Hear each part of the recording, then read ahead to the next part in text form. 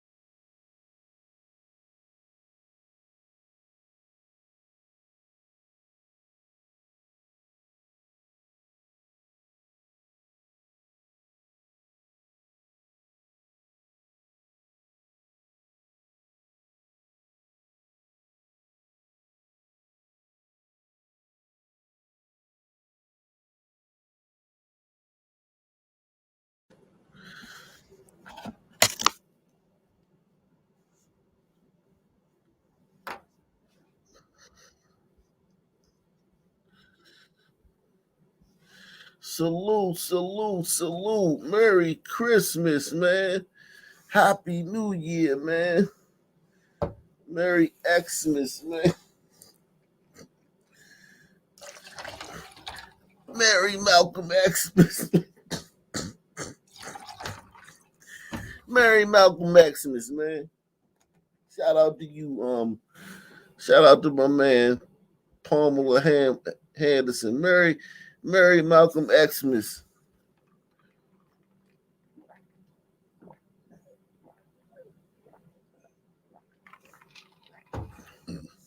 Merry Malcolm Xmas to you, man. Merry Malcolm Xmas to you too, Nate Ways, man. AKA Ricky Henderson, man. Getting the ball rolling, man.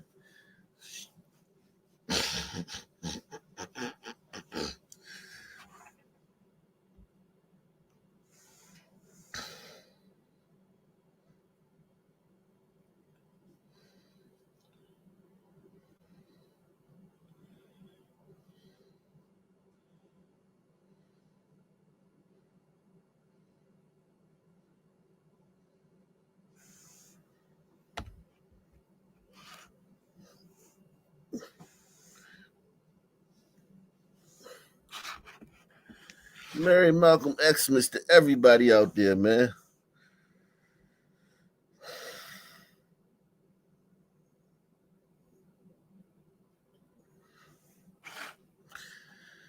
Man, listen, man. I'm not gonna go in on this one tonight because the internet is so damn crazy, man. I feel so bad for this couple, man. I feel so bad for them, man. I I saw some more of the video of the interview with the pivot, and man, this is a dynamite guy, man. This dude is a good guy, man. If you get a chance, we're gonna watch it tomorrow. But if you get a chance before tomorrow, man, I suggest you watch that video. It's on the Pivot Podcast on YouTube. That guy is a dynamite guy, man. He's a dynamite man. That guy, man, Simone Biles is married to, man. He could date my daughter, man. That guy could date my daughter. If my daughter brought him home, I would be very, very happy. That's a dynamite guy, man.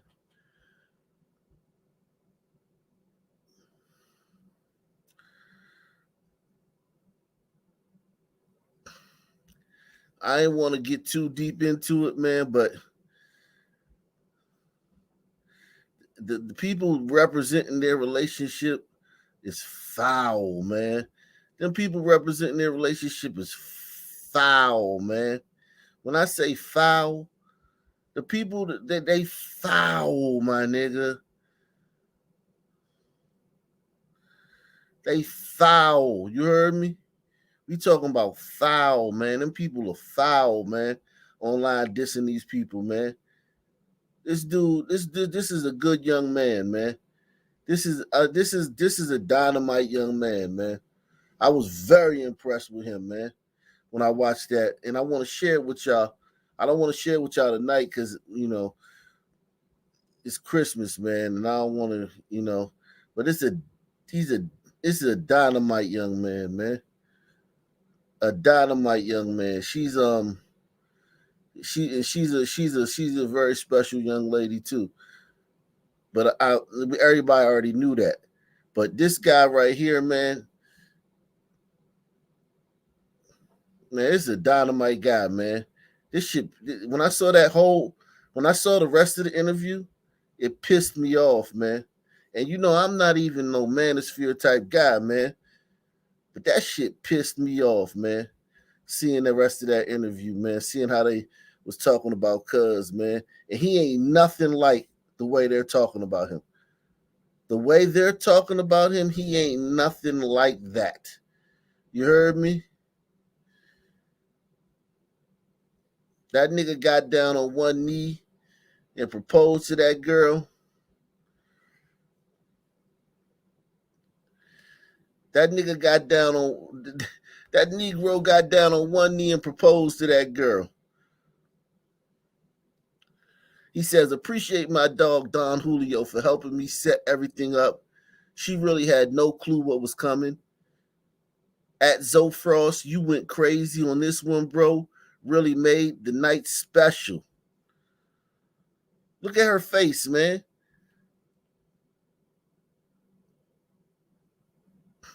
Look at her face, man. And the brother got money, man. He in NFL. He a starter in the NFL. He got money. Everybody trying to talk about he ain't this and he ain't that. This brother's a starter in the NFL. He got money. He caked up. He caked up. Look at that look, man. Look at that, man.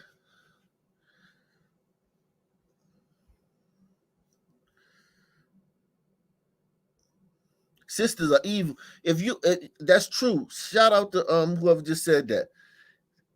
If you watch, if you watch their videos, the way they're analyzing it, they're so jealous of her, man.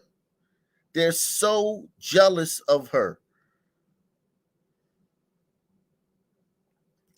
Yeah, I think all because it's like a script.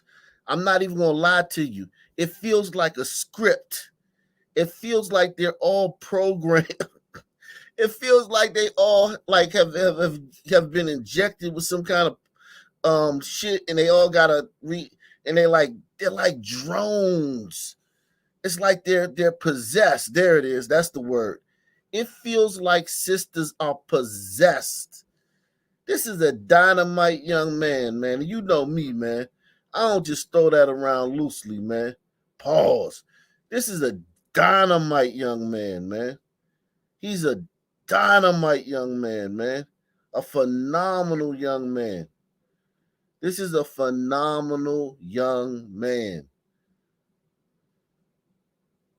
Okay?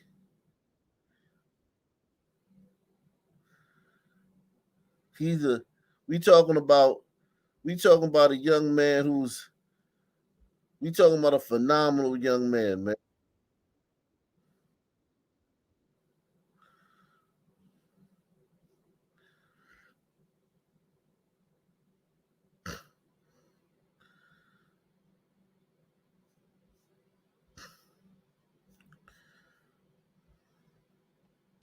Shout out to LRLRS, man. Ock Nation Hall of Fame. Oh shit.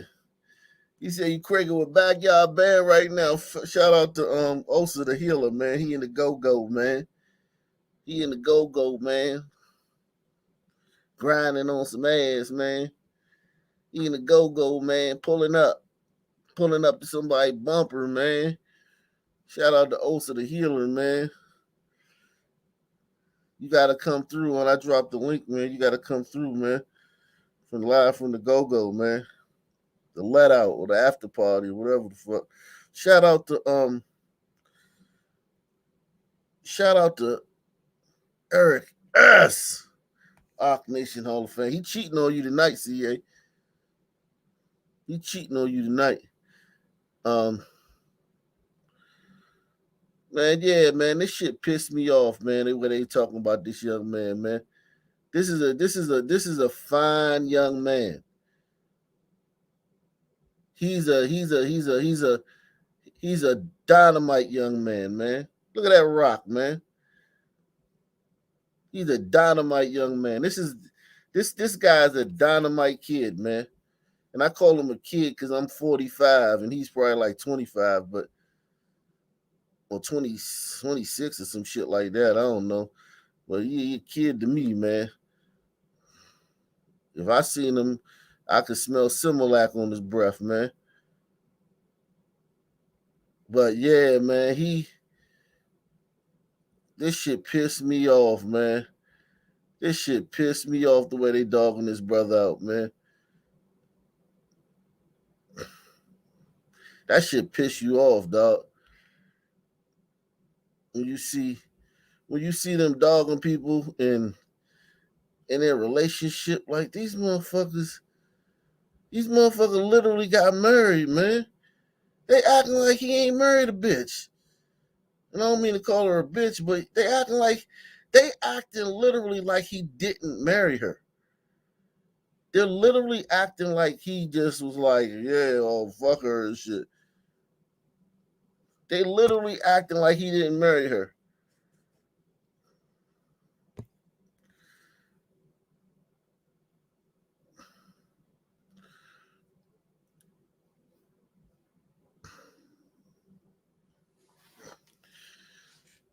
They literally acting like this nigga didn't marry her, man. He married her, man. He proposed, had the wedding, all the shit, man. These broads are jealous, man. They're jealous, man. Yeah, and he ain't doing a fake cry face. It's literally tears streaming down his face. He not doing the fake shit where they just do like this and shit. You know when they he not doing a fake cry face. He literally emotional about this shit. But when you watch the rest of the interview, you like, oh, okay, that was just a clip that was taken out of context, man. Which I still didn't see nothing wrong.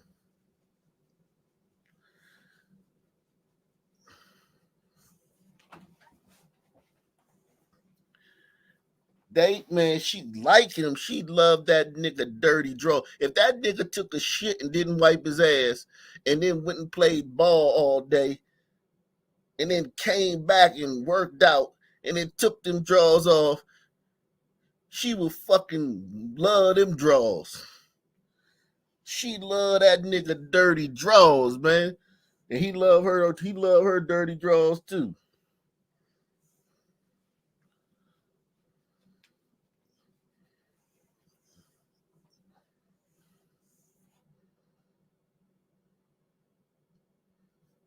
Shout out to Hot Black Desato, man. He says, Mary, Mary Malcolm X, Mr. You and the whole ox the Oxford Strip, man. Thanks for another year of the realest show on YouTube. Yeah, man. Salute, man. Thank you for all your contributions, man. Salute to Art Johnson, man. She's $5 challenge accepted. Let's get it. They are a beautiful young couple. Yeah, man. So are you, baby. Um, this is this right here, man. This shit blew. It made me mad when I saw the rest of the fucking footage, man, of that fucking video. I'm gonna play a little bit. I'm gonna give y'all a teaser, man. I know shit, man. This shit is unbelievable, man. He is. This is according to Statistica. So Statistica is saying 3.3 years. So he has a busted knee. He's a secondary to the backup. I don't know what's going to happen. This doesn't sound good.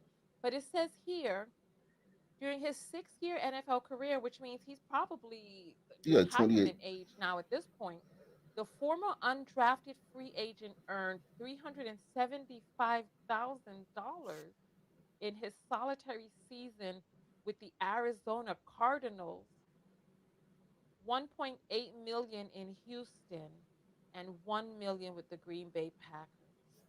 Owens entered That's a lot of fucking money, man. That's a lot of fucking money. There ain't nothing to shake a stick at, man. the NFL as an undrafted free agent following a fruitful collegiate career with Missouri Western State University. Oh, so that's why his ex girlfriend was in Missouri. Oh, interesting. I'm going to show you her picture in a moment. Okay, it says, however, the laurels weren't enough to get him drafted in 2017. Owens got undrafted. Wait, Owens going undrafted serves as a reminder of how competitive the NFL is and how some of the best players in lesser known collegiate conferences go undrafted, with some never carving out a niche on the gridiron. Well, you know what? Oh, he it says here that Owens earned second team All Mid American Collegiate Athletics Association honors and was named MWSU Male Student Athlete of the Year in his final year of college, but he still couldn't get drafted. Wow, this is sad. Hmm. Well, listen, he's a millionaire. He doesn't have as much money as she does. I heard that she has 7 million, or is it 16? Let me see. Let me see the time. I'm like, wow, I did this on the field. Like, I don't get it. But, being undrafted, that route's going to be a little harder for you. Just they don't have anything invested in me like that money wise. So, man, it was tough. Like, I struggled with trying to figure out who I was. Because when people ask me, like, let's say I'm walking around my apartment building and say, oh, what do you do? Like, what do I say? And Right now, nothing. yeah, and Yeah. that was that I struggled with that just because I've always been a football player, or I was in college. I was one of the better guys on my team, so you used to getting that notoriety, and you just have that identity. And like I was cut for 3.5 weeks, and man, it was tough. I would go days where I just would go to the field, man, and just sit there, and like I couldn't find any motivation to get up and work out because I'm by myself. I'm in Arizona. My family's all in St. Louis, so I'm. But he was cut after 3 weeks. They saw something. That don't sound right. He was cut after 3 weeks. So the $1.8 million that he got, wait, maybe that was a different team. Oh, hold on.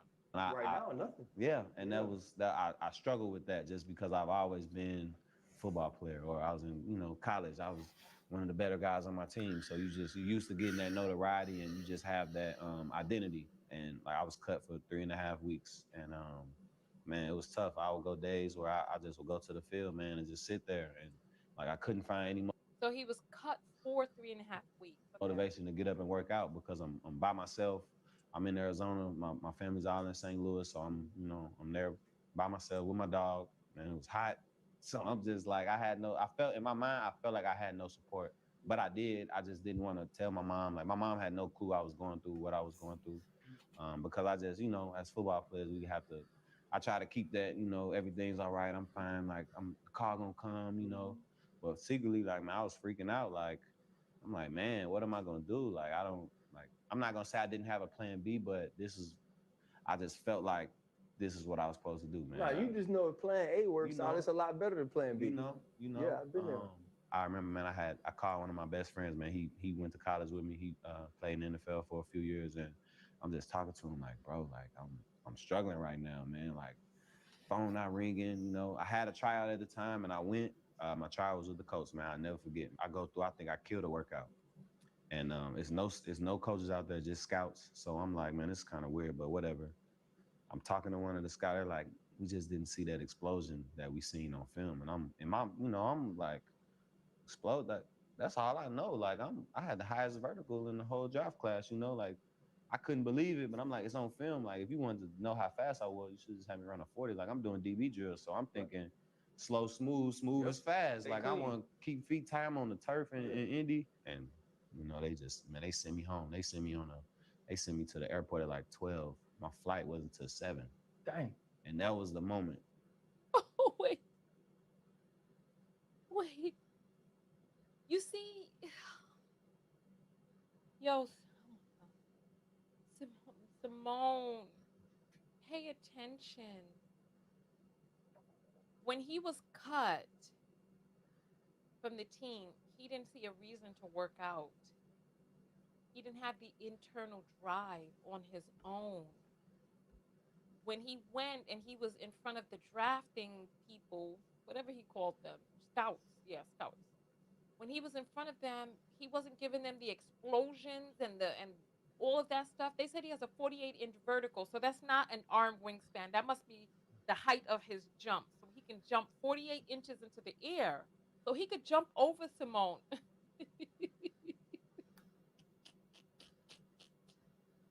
Nonetheless, yo, they sent him back to the damn airport like he was trash. They like, we didn't see the explosion. And then they sent him to the airport in the morning. Hold on, let me see what time he got sent to the airport when his flight was until 7. That we seen on film. And I'm like, explode that. That's all I know. Like I had the highest vertical in the whole draft class, like I couldn't believe it, but I'm like, it's on film. Like if you wanted to know how fast I was, you should just have me run a 40. Like I'm doing DB drills. So I'm thinking slow, smooth as fast. Like I want to keep feet time on the turf in Indy. And they sent me home. They sent me to the airport at like 12. My flight wasn't till 7. Dang. And that was the moment. Like I called my agent right after that, and I'm sitting in the airport still like 6 hours. I'm like, man, my next tryout, like it's over. Like I'm not going back to this life. Like it just made you feel like here, Right. Man, they dropped me off at the airport, 12 o'clock. And then a couple of weeks later, man, had a tryout in Houston, man. I packed everything like I wasn't coming back home. I took my dog to the PetSmart, like pet hotel. And I'm looked at him like, I'm gonna be back, bro. Like, I don't know when I'm gonna be back, but I'm gonna be back to get you. Man, I went to that tryout in Houston. Like, I packed my game system, like I knew in my mind. Man, I went there. I'm dead tired. They had me run a 40, did a broad jump, pro agility, and I hadn't ran a 40 since this been a couple years, combine training. Man. So hold on, if I'm getting this straight, if I'm listen, first of all, I know he ain't leave his mother effing dog. He said he took it to the pet sitter, but he took his game system. I know that's not what I heard. Please tell me you heard something different. Because he was like, I didn't know when I was going to come back. But I know you ain't leave your dog, bruh. But this is what I'm hearing. I'm hearing that he went to a damn tryout. And that the people said we didn't see the explosions that we saw on film. Go back to once Yakim. Go back. 12 p.m. for a 7 p.m. flight, sitting there at the airport. And he's like, well, if they wanted to see me run the 40, I could have did this. Then he's talking to his agent. He goes for another tryout and says that he hadn't run the 40 for years. Sir, is you serious? Why wasn't you running the damn 40? I don't know what the 40 is. Is that a 40-yard sprint? Why weren't you running those to prepare? You are not on Simone Biles' level. You are not. Because I'm sure she practices daily. Why wasn't he working on his explosions? Jumping over cars and stuff. I don't know. I don't know how it goes. But whatever. Whatever. This is sad. This is real sad. Is anybody else hearing the red flags in his lack of drive? He doesn't have the internal driving force to be a true top of his game athlete. He doesn't. He does not. I'm dead tired. They had me run a 40, did a broad jump, pro agility, and I hadn't ran a 40 since this been a couple years, combine training. Man, I'm talking about I'm dead exhausted. I'm catching deep balls. I'm sprinting all the way back to the guy, letting them know, like, man, I'm not going back home. Like, I started to do medical, and I'm like, I'm getting an idea. Like, okay, they probably, man, the guy came in and told me they was gonna sign me to P Squad, and that was, man, like I cried, like, just practice squad. Wait, what's the P Squad for football moms? People who know these terminologies.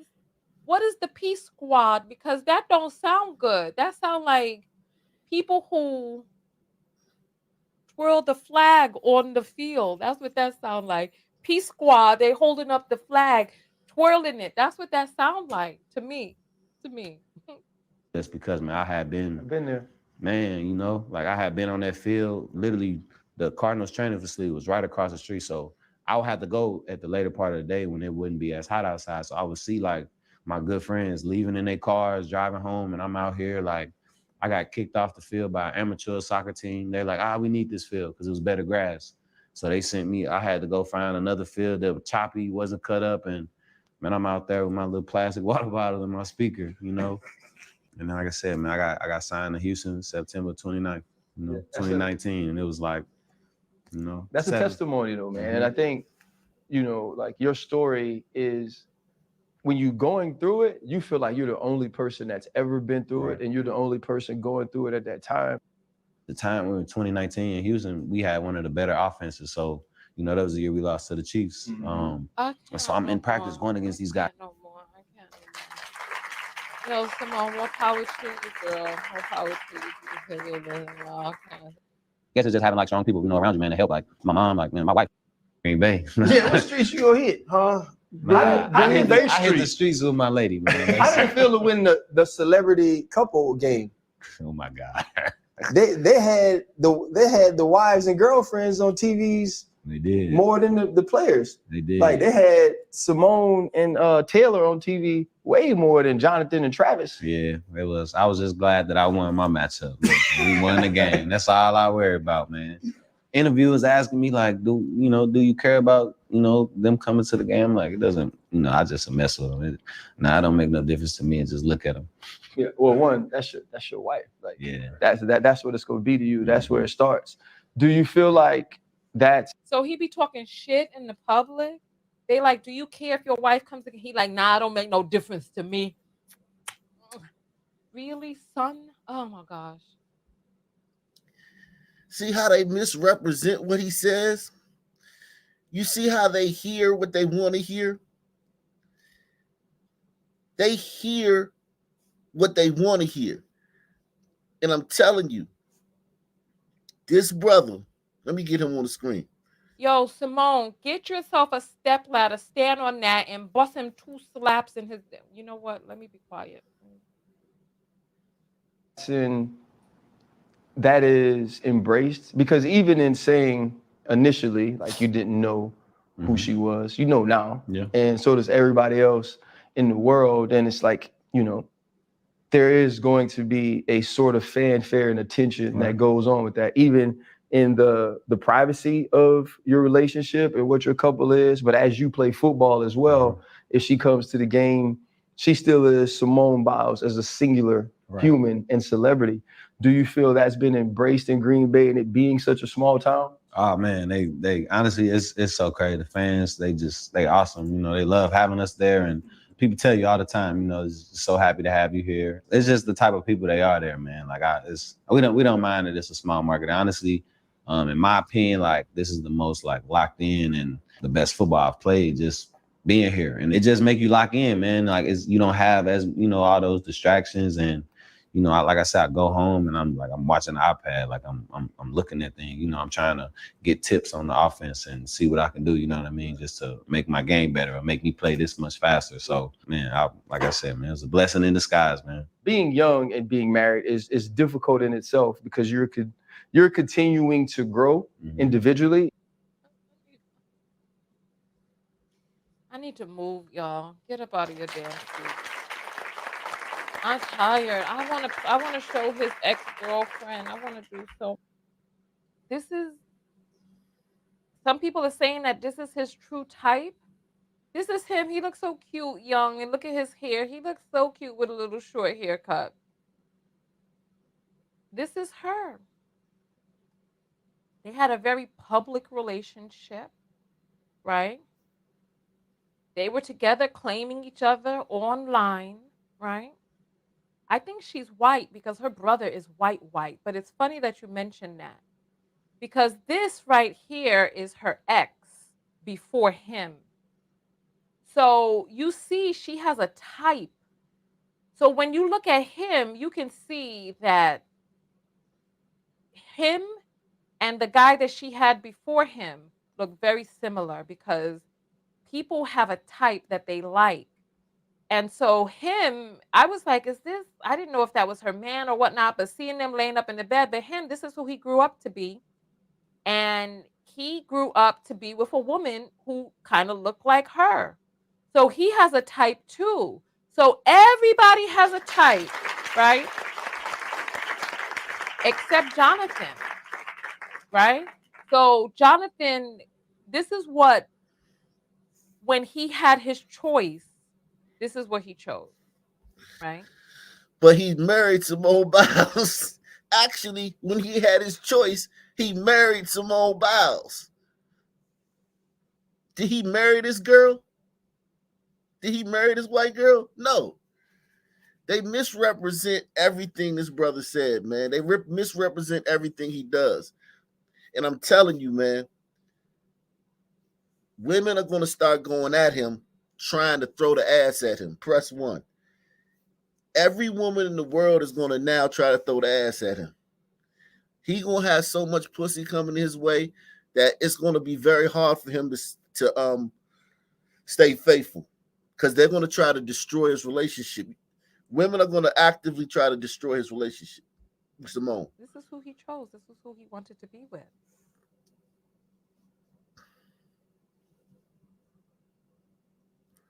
She was a young girl at this time. I believe that this was in. He was with a white girl. Yeah, he wanted to be happy. 2016. So everybody hit the like button. Hit the like button. They're going back into this 2016 on this guy when he was a fucking kid. 7 years ago. Everybody hit the like button. I'm trying to get 300 likes tonight, man. We didn't quite get it last night, but let's get it tonight, man.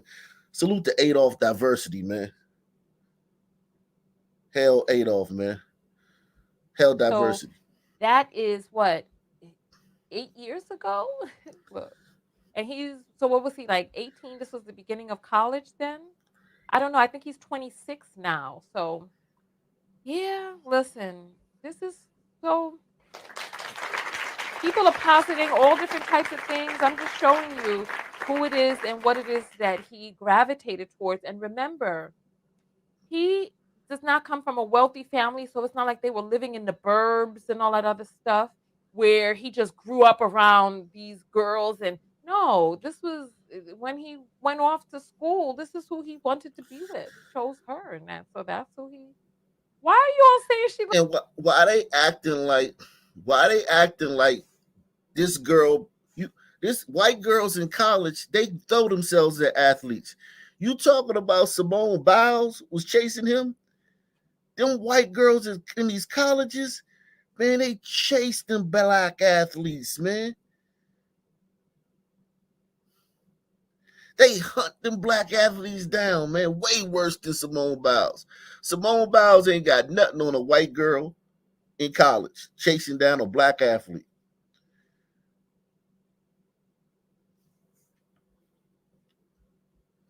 So that's probably why he think he the prize, because he was an athlete in college. And when you're a college athlete as a brother, they throwing it at you. So that's why he think he the prize. He looks, oh gosh. And that was the man she was with before him. So that's what he likes. That's his ex. That's his ex. All right. So let us. Also thinking about your career as well. At first, it was difficult to just understand how much in the public eye you are. Like literally everything you do. Like we'll take a picture in front of a restaurant, and next thing we know, it's on Yahoo or someone's screenshotting it and sending it to me. So it took a minute to get used to it, but at the same time, you just have to let people know that like you're human too. If we're out and we want to have a good time and relax, and like I said, man, like we take one picture, people just gonna swarm you. And now we're trying to walk around the mall and it's 100 people following us. That was really like the thing where we go out and it'll be like we kind of look at each other like, sometimes as kids, that's a moment where you just you go with it, and you gotta kids might not know when they'll see you, so you understand that. Right. We at a restaurant and we're out eating, and someone comes up and. That's the one time where I had to get used to it. She was a lot nicer than me. I would just get annoyed, like, bro, we sitting here eating, like, you really And then they gonna put the phone, you know, they steady like, hey, can you take the picture for us? And I'm like, man, I'm not trying to take this picture. You're the photographer. I got food in my mouth, man. They trying to have me, you know. So, but it's just something. It's what comes with it, you know. Yeah. And that was one thing. Like the way that she handles it is, I just watch her. You know, That's because she's a lifetime she has her times celebrity. where she like, you know, she'll take every picture. But then, you know, if we're doing stuff and she doesn't want to cause a scene, like especially sometimes at the game, she'll, you know, no, right. Like, you know, I'm here for him. She'll support you. Right? You know, I'm here for him. Like I don't want to, you know, so. And I appreciate her for that a lot. Like she's helped me transition into the spotlight because before I met her, like I was just a regular NFL player. So I can walk around the mall, people would, you know, and that was all I knew at the time, you know. But then when I got with her and I did see how much in the public eye she is, how many people recognize her. I mean, we're out the country and, you know, we're still looking over our shoulder, you know. Right. So people all over the world, but you here in America never knew who she was. You, an avid gymnastics watcher. Oh, the cap is too much. So he's the prize, right? He didn't know who she was, right? She's lucky she bagged him. But he was just a regular old NFL Peace Squad player. And then he really knew what fame was when he got with her. Man, she's kind of taught me how to deal with that, though. Even with that, she's a big advocate in the mental health space. Mm-hmm. How does she help you with those challenges of being a pro NFL player? A lot of ups and downs, man. Maybe not having the confidence that you talked about. I'm glad you brought that up, man. Me and her, man, we had a conversation before the first game, like maybe because you know we get that break before, right after camp, you get that weekend, and I'm watching film, and I said, babe, look at this, like I thought I did. She's like, man, you look a little slow right there. And I'm like, girl, what you talking about? She's like, no, you just look like you're thinking too much. Mm-hmm. And like, because I know who's like, anybody else, any other woman other than her, I'd have been like, man, what are you talking about? You know, but she said that, she's like, I just been noticing it, you know, I noticed it for a while. I just didn't say anything to you but she did. And when I thought about it, like my coaches have told me that because I'm very like, I've always been like a nerd in school, you know, very analytical thinker, you know, and she told me that and it brought it to my attention. And he's always been a nerd. He was in his conference, he was the student athlete of the year in college. He was student athlete of the year in his conference in college. Was slowing me down just because I went to the sports site guy with the Packers and he told me it was called paralysis by analysis. So you trying to be so aware of everything that's going on that you freeze yourself and you know what I mean? And that would happen to me. And it would be times where she'll lead the game and be like, babe, you just look a little slow today. Mm-hmm. I'm like, girl, be quiet. Like, what are, you know, like, but when she did that. Ouch. So she leave the game and tell him how slow he looked? Move your ass, son. Move! You better start running that 40. Oh, however it is that you say it. You better start running your 40s, man. Do your thing. Your wife is calling you slow, son. How you going to become the best in the world if you not hitting them marks? Come on. I went to the sports site guy with the Packers, and he told me it was called paralysis by analysis. Paralysis by analysis. You're trying to be so aware of everything that's going on that you freeze yourself, and you know what I mean? And that would happen to me, and it would be times where she'd lead the game and be like, babe, you just look a little slow today. I'm like, girl, be quiet. Like, what are, you know, like, but when she did that, it made me. They're not taking it literally. They're seeing the worst in everything he says. I've watched probably a dozen videos on this today, man, from women. And they all are seeing the worst. Everything he says, they're seeing it in the worst light.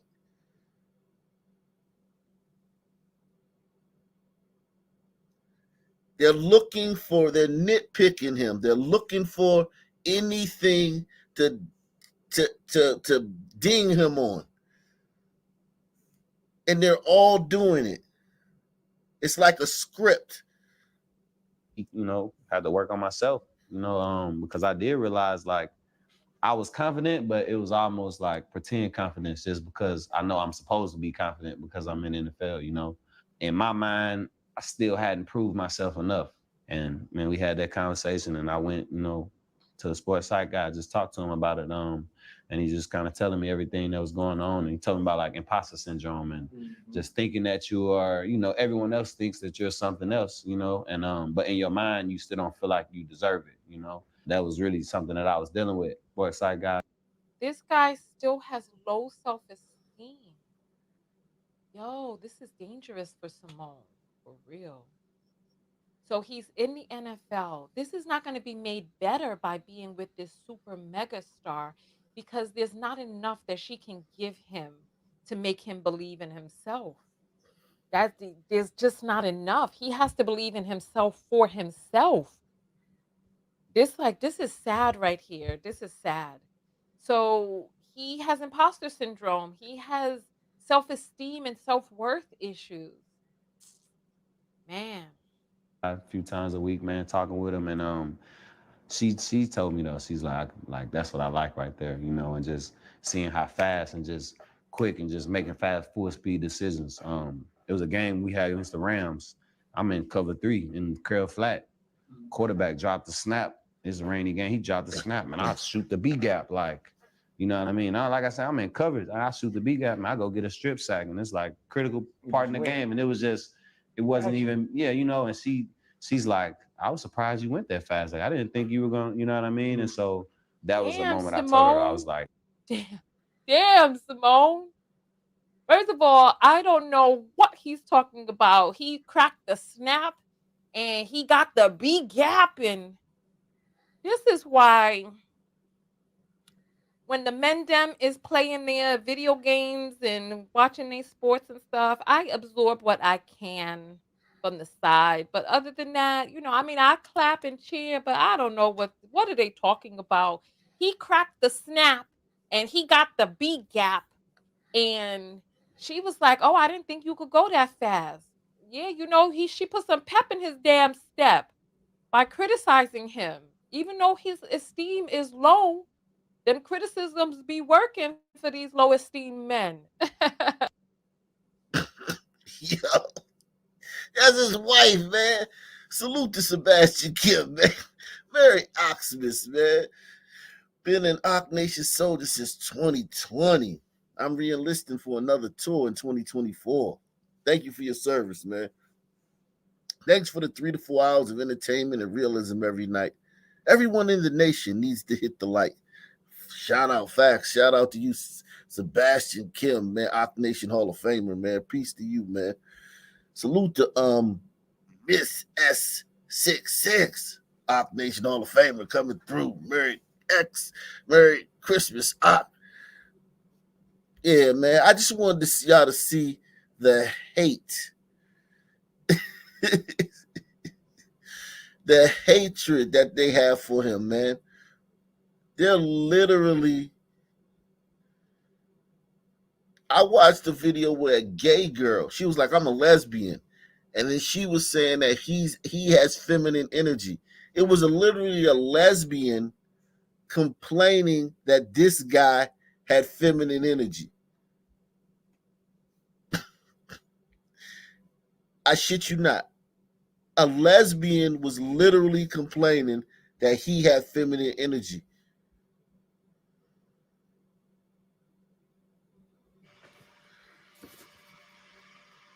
So in truth, if I say this out loud, was Jonathan Owens ain't really want Simone Biles, is what you're saying. Well, it looks like Simone Biles may have married a legacy of low achievement. So you was really the catch in.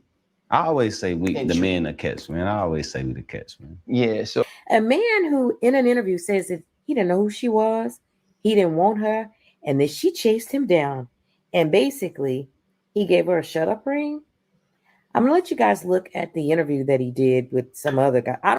They calling the ring he gave her a shut up ring. Not a wedding ring. He gave her a shut up ring. He didn't want her, and then she chased him down, and basically he gave her a shut up ring. I'm gonna let you guys look at the interview that he did with some other guy. I don't even know the man's name. I don't know what team he plays for. Everybody knows who Simone Biles is, but he claims he didn't know who she was. and he saw her on a date nap, and she just chased him down. So she really booked you. She did though. All right. Y'all go find this woman's channel, watch the rest of this video, or just go find the interview if you want to give. What is it? I don't even know who those men are. Like she said, go watch that interview on your own if you want to. But honestly, I have to laugh as hard as this guy is, because are you not embarrassed? Are you not embarrassed? In the words of the great Mr. Keep It Simple, let me tell you guys something. No, but seriously though, like, what is this? What is this? You know, let me just say this. As a lesbian, although now I'm becoming more pansexual, but as a lesbian, let me just tell you something. Like, this man here, not him, her husband, he's a sister. That's a gay man right there. He's not gay for real. But look at him. Pretty as all get out and talking about how he's the prize. I'm 30 years old, y'all.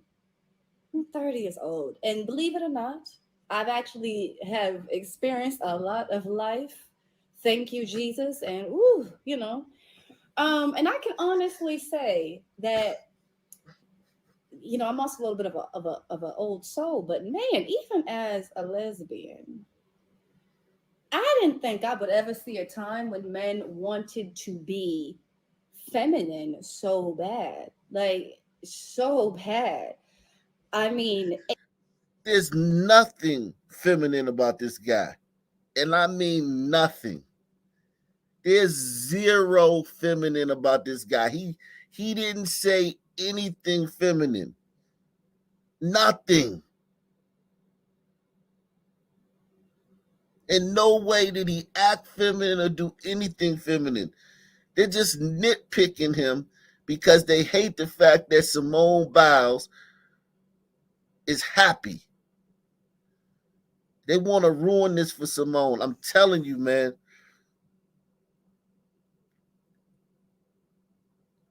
That's the thing about it, man. Like, you got to be careful what you ask for. A few weeks ago, when Taylor Swift was getting all the attention at the games, people was like, why they don't pay attention to Simone Biles? Her husband's in the NFL and she be at the games. Remember that? Press 1 if you remember that. Press 1 if you remember that controversy on Black Twitter a few weeks ago. How come it's racist? They be all up in the every play they panning the cameras over to Taylor Swift. But when Simone Biles at the game, they don't do that because they hate black people. So, but look at what happens when you let black people. Look what happens when she let the black people into her relationship. Look what happened when she let them in her relationship. Now her husband's gay. He don't really want her. He not attracted to her. He's abusing her with his words. He lazy because he got cut from one team. He don't work hard enough. and it's okay. I guess no, it's okay. A man can be feminine because I guess women are getting more masculine, so the divine feminine masculine still exists. But I think what I'm trying to say is, as even as a lesbian woman, I understand that women with our womb come with a lot more of a feminine emotional response.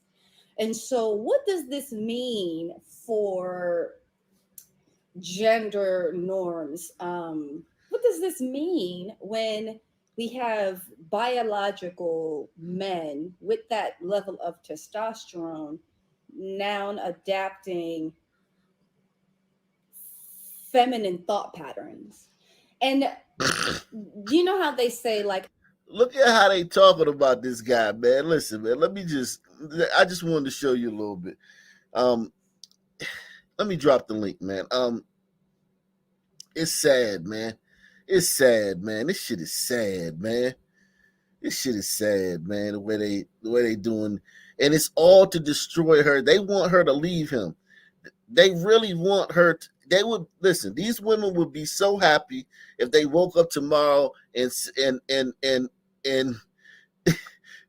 if they woke up tomorrow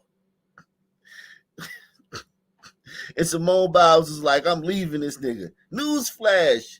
Simone Biles is leaving her husband because she didn't like the way he talked in that interview. They would be so happy.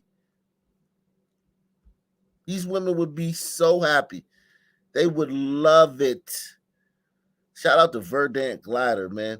You talk about it would be, yo, these sisters would be ecstatic if she left him. Ecstatic. They would be like, yeah, you did the right thing, girl. And the next day they all be fucking liking his pictures on Instagram and sneaking in his DMs. Chasing him. They would all chase him. The second he was single, all these women would chase him. Cause now he got social credit, man, for being with Simone Biles. So now they would all look at him like even more of a catch. He'd be the hottest nigga on the market. If Simone Biles left him tomorrow, he would be the hottest nigga on the market. Press 1. All of them would be fucking chasing him. Shout out to Alonzo. What's your thoughts, man? Hey, Merry Christmas, Ock. Man, all these women are just some haters, man. That's all it is. None of them, they even talked about what they do for their man, because you know they ain't got none. Yeah, they don't have a man. They would have said that. Yeah, they don't have a man. It's just disgusting to me because they're all reading from a script. When you listen to that guy, didn't he seem like a nice young man? Yeah, definitely respectful. He's not really speaking in slang. He talks proper, so he seems educated. He was student athlete of the year. Yeah, in his conference. He could be like that basketball player, you know, killing females with his prostitute girlfriend. Right. Kamachi. Exactly. Shout out to Steel from Juice, man. Yeah, man. Kamachi, Chance Kamachi. It's just disgusting hearing them talk about this guy like that. And I never really been a manosphere type guy. But if this is what they doing, I understand it. Like, yo, the hatred is so deep.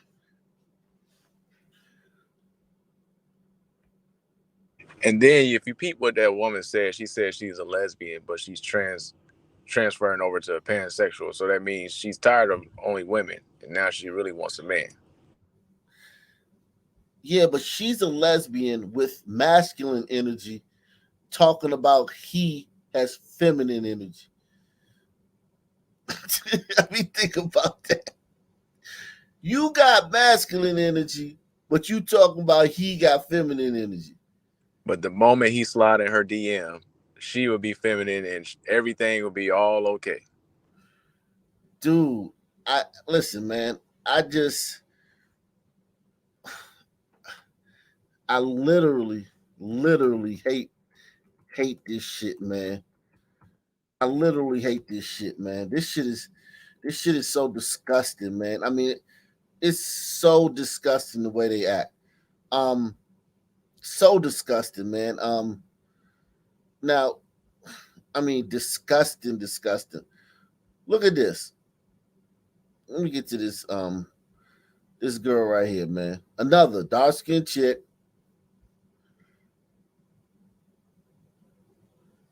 That's what they talk about. Oh, he don't really want Simone because she dark skinned. All of them are saying that. Now I say that too. That athletes don't want dark skinned chick, but she's Simone Biles, so it's different. If she shoot her shot, you know what I'm saying, you gotta take her seriously, even if you wanted a white girl. This woman, go ahead.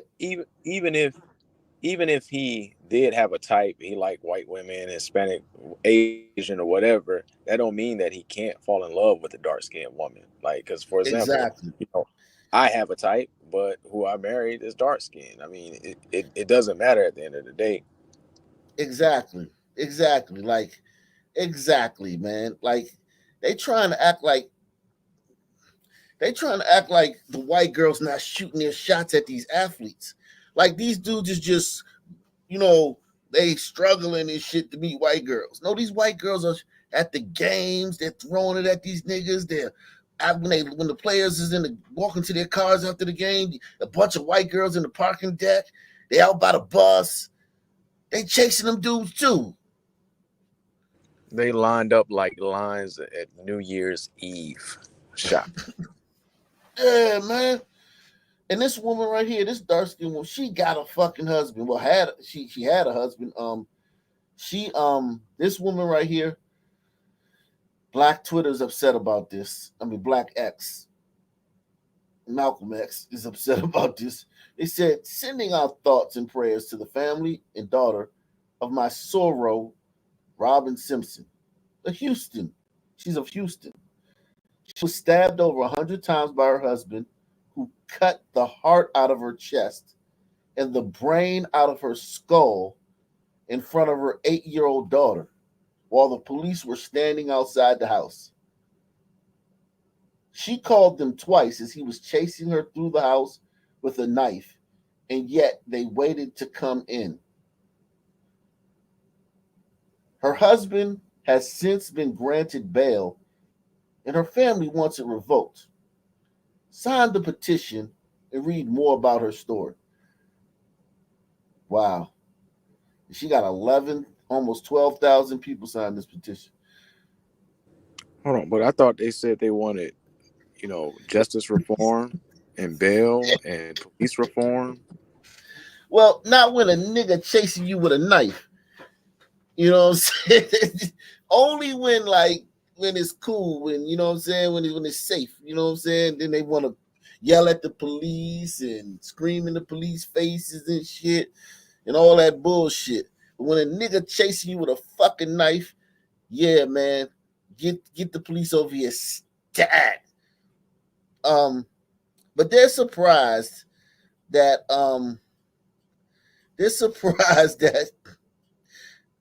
he got a bond. He got a bond. They're shocked by that in Houston. It's funny how that's shocking to them. How could he get a bond in Houston? Because we talk about that all the time over here about Houston's bond system, but apparently, and sisters begged for that. They begged for that bond reform in Houston. They begged for Yep. that. They begged for that. But listen. I'm gonna show you something right now. Shout out to Murr Massa, man. He said, "What's up? What's up? What are the odds that Stud takes the pipe?" 100%, 100%. 110%. Yeah, she kind of snitched on us though. He said, I'm paying, you know what I'm saying? But yeah, man. So the black community is upset that sister husband carved her heart out of her chest and carved her brain out of her head in front of her daughter and still got a bond. But they begged for this. And I'm going to show you that. They begged for this in Houston.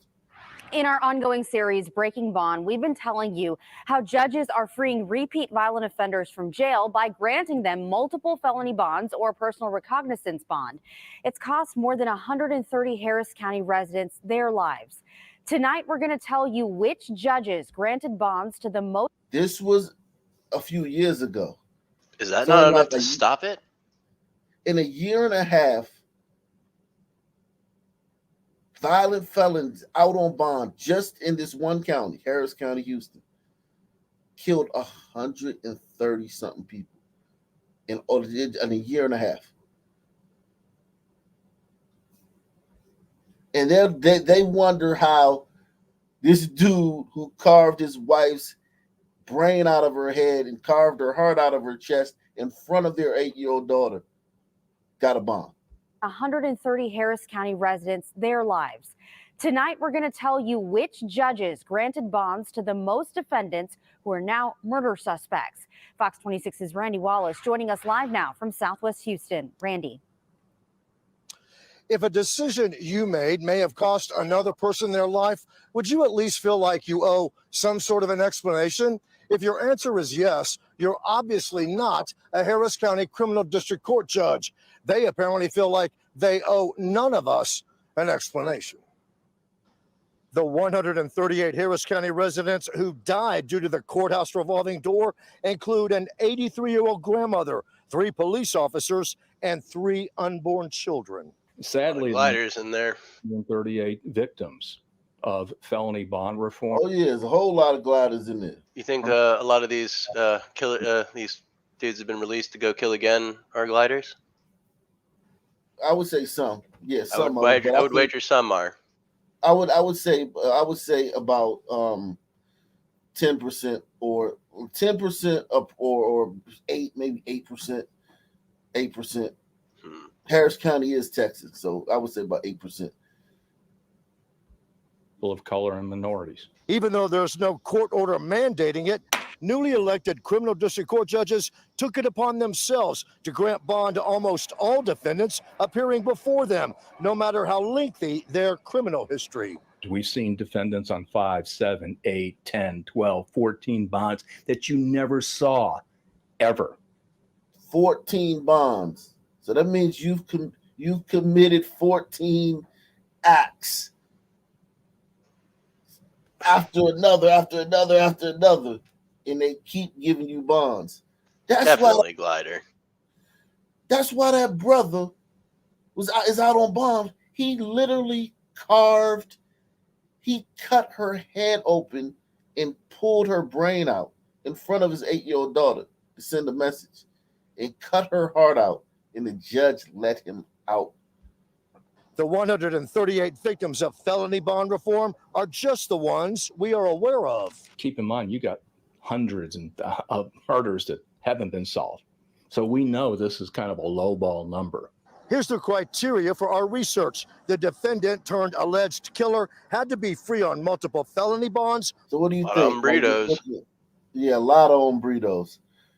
But yeah, I would say about 8% gliders because it's a lot of hombredos though, and a lot of sons. Here's the criteria for our research. The defendant turned alleged killer had to be free on multiple felony bonds or a felony personal recognizance bond. The district court judge with the most defendants he freed on bond, the same person on here multiple times, is 182nd Judge Danny Lacayo with 10. They include 40. This motherfucker has let out 10. This one judge has let out 10 motherfuckers who've killed people. Charge is 182nd Judge Danny Lacayo. In the last year and a half. With 10. They include 41-year-old. This judge got more bodies. This judge got more bodies than a serial killer. This is not over the course of his career. This is in the last year and a half. Charge is 182nd Judge Danny Lacayo with 10. They include 41-year-old Johnny Zimeno. But when it hits home, it's an unbearable pain. Say hi to Mama. Say hi, Mama. 6-month-old Jewel will never know her 30-year-old mother, Delisha Liam Blate. Her mother, Alicia Perez, blames Zimeno and Judge Lacayo. She'd be here taking care of her children like I wanted her to. Raise her own children. Second place is a tie. 262nd Judge Lori Chambers Gray and 230th Judge Chris Morton, both with 9 defendants they repeatedly freed on bond who are now charged with murder. Judge. All right, the sisters have entered the chat. But yeah, so these two got 9. They second place, man. Second place. Think about it. Both these people have 9 bodies. Yo, that's your body. If you letting these guys out multiple times, listen to what he said. They've let the people out not just once. The people who've killed have been let out multiple times. Children.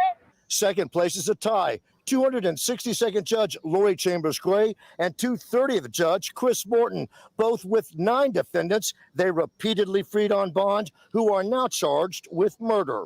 Judge Lori Chambers Gray repeatedly freed 28-year-old Darian Caraway, now accused of killing 46-year-old Patrick Akins. His sister, Teresa Seck, blames Judge Gray. And because of her decision, my brother had to pay with his life, and us as a family, we have to deal with the aftermath of that and that pain.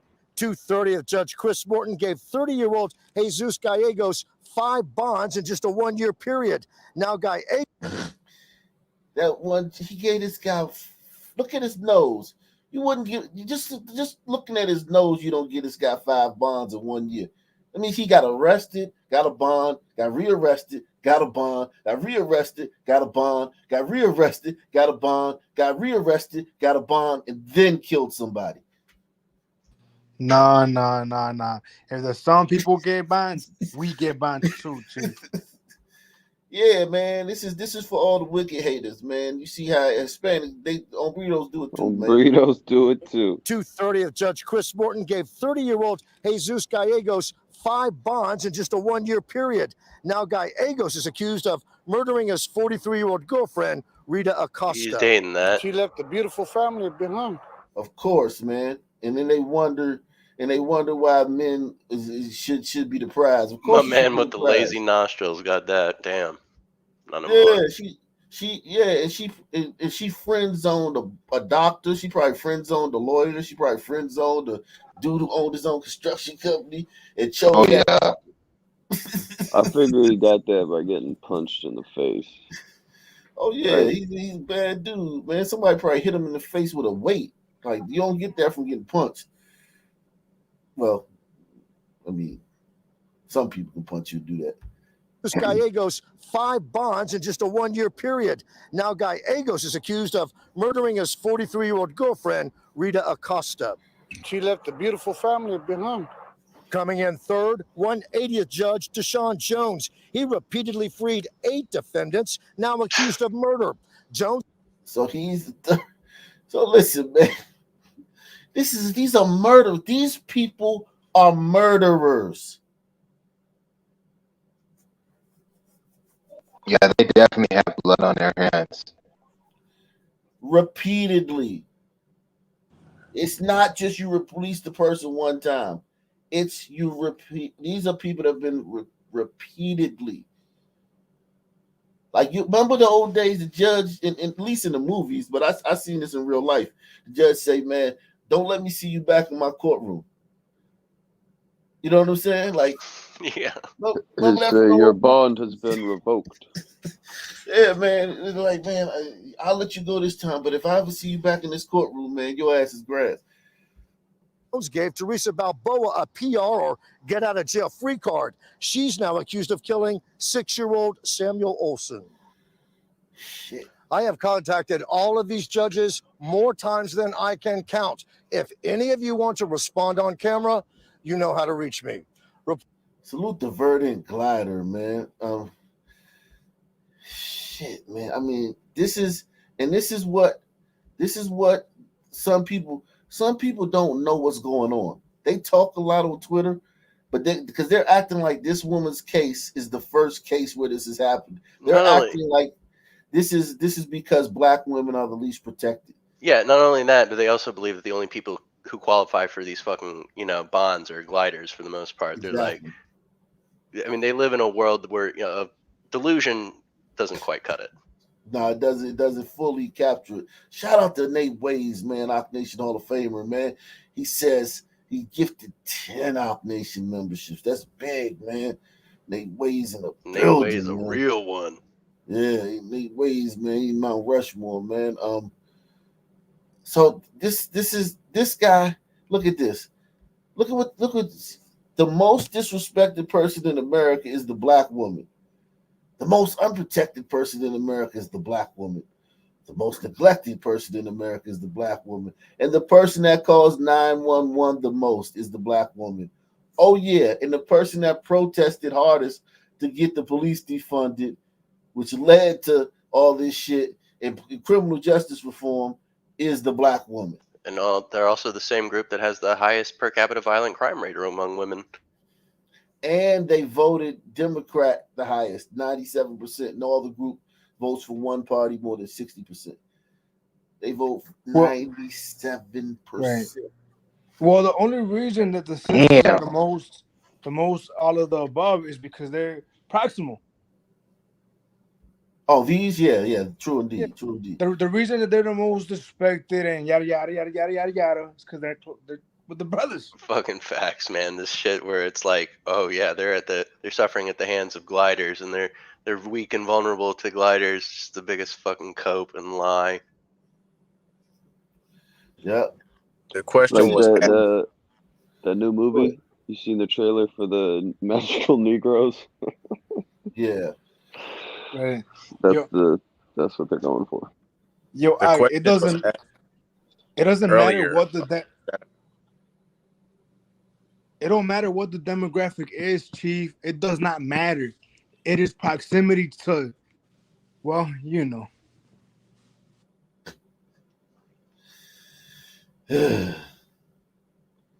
Let's hear what the family has to say. Her family. And after he took all these pills, she said he turned into a lunatic and started stabbing him. He drug her body into their bathroom after the cops started coming in the house and stabbed himself a couple of times. I asked the guy that had the body, because he told us that she couldn't be embalmed because he messed up all the arteries. Well, when I got the pictures, my daughter was like sliced like you would do an animal. He took half of her scalp off, and I mean, Must be that Cherokee blood. When they say stabbed several times, that pisses me off because I seen what he did, and after he talked.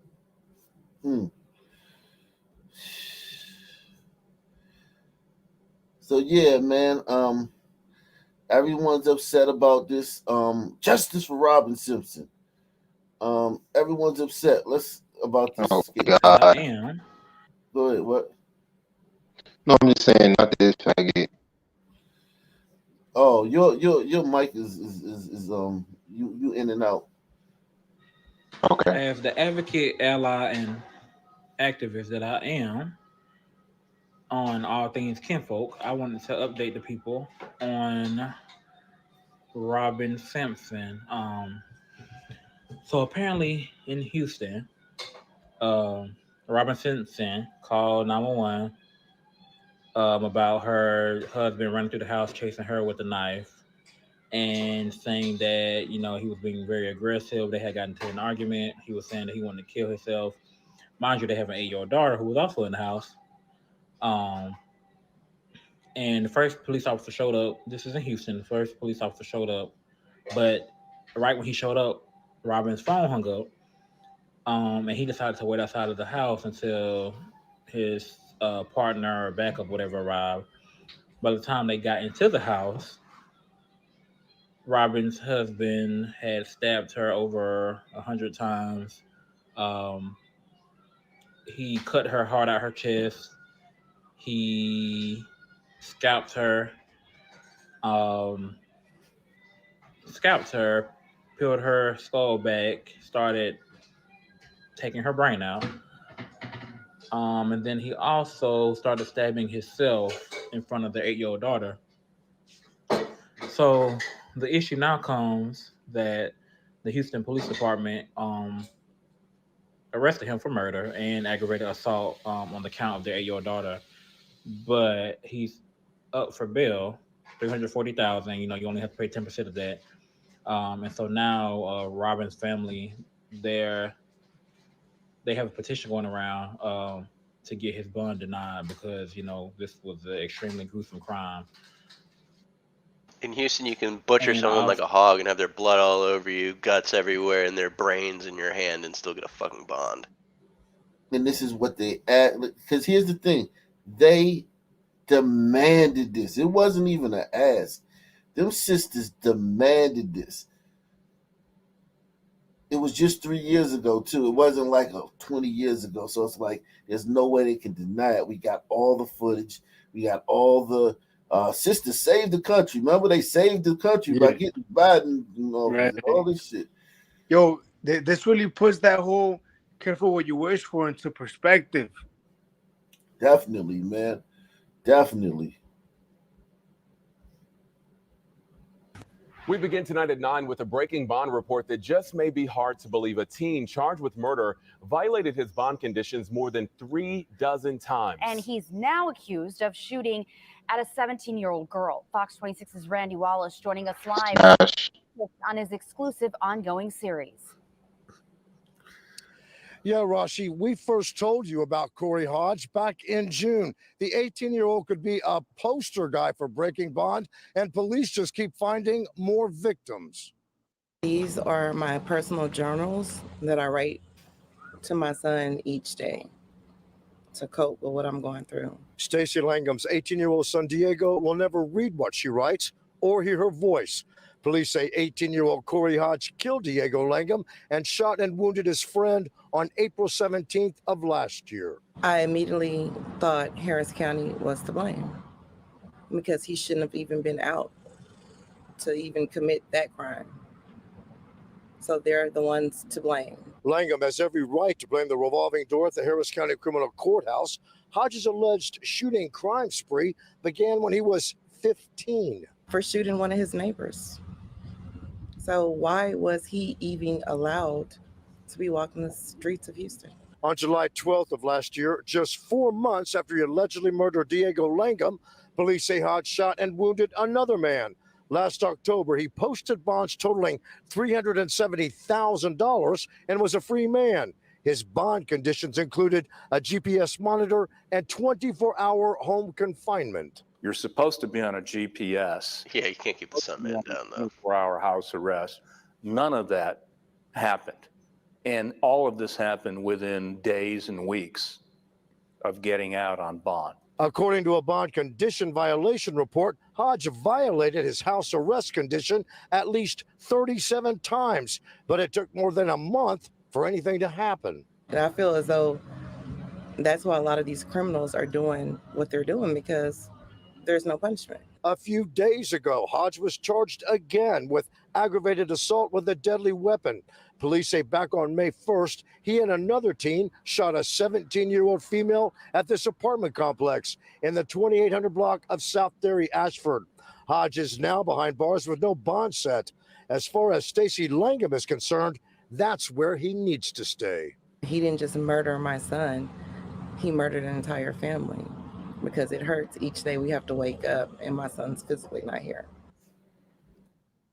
Now, in addition to posting pictures of himself on social media holding a gun, Hodge posted a song he wrote about killing Diego Langham. Reporting live from the Southwest Side, Randy Wallace. But he posted the song "Wall Out on Bond" for another murder. God. Wall double down every Wall time. Yeah, but while violating that bond 37 times, he still posted a song about killing the guy who he was out on bond for killing. That's different. Even though he killed all of those people, his family still put up money to get him out on that $300,000. Yeah, 300. I thought his bonds totaled 300,000, right? But we so poor, we don't have any. Does that mean they had to put up 30? Like, how much did they have to pay in total? Was it 300 grand? At least 10%, so at least 39,000. Because I think it was. Okay, that's what I was wondering. He got multiple bonds, though. It's not like just one. He got multiple bonds for violent crimes. Right, so that's why I thought that 300 grand figure might be accurate.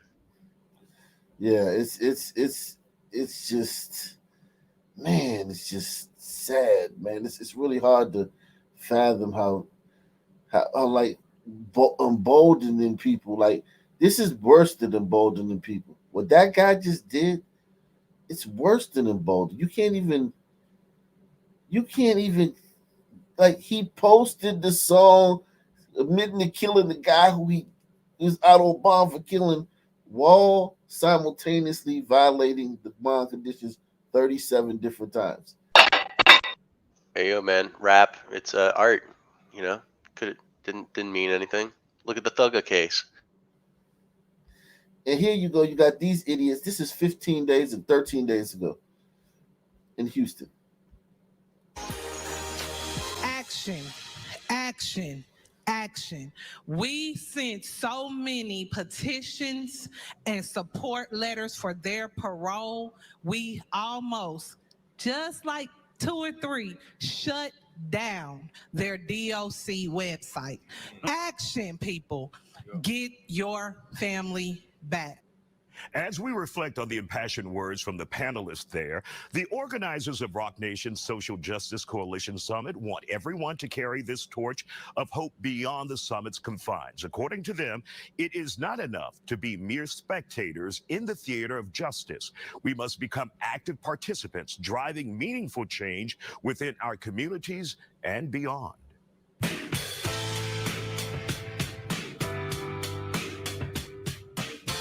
I've studied almost every problem in the world. I've never met a problem that couldn't be impacted positively by more self-love, by more self-awareness of your brilliance, and more understanding of where we've come from.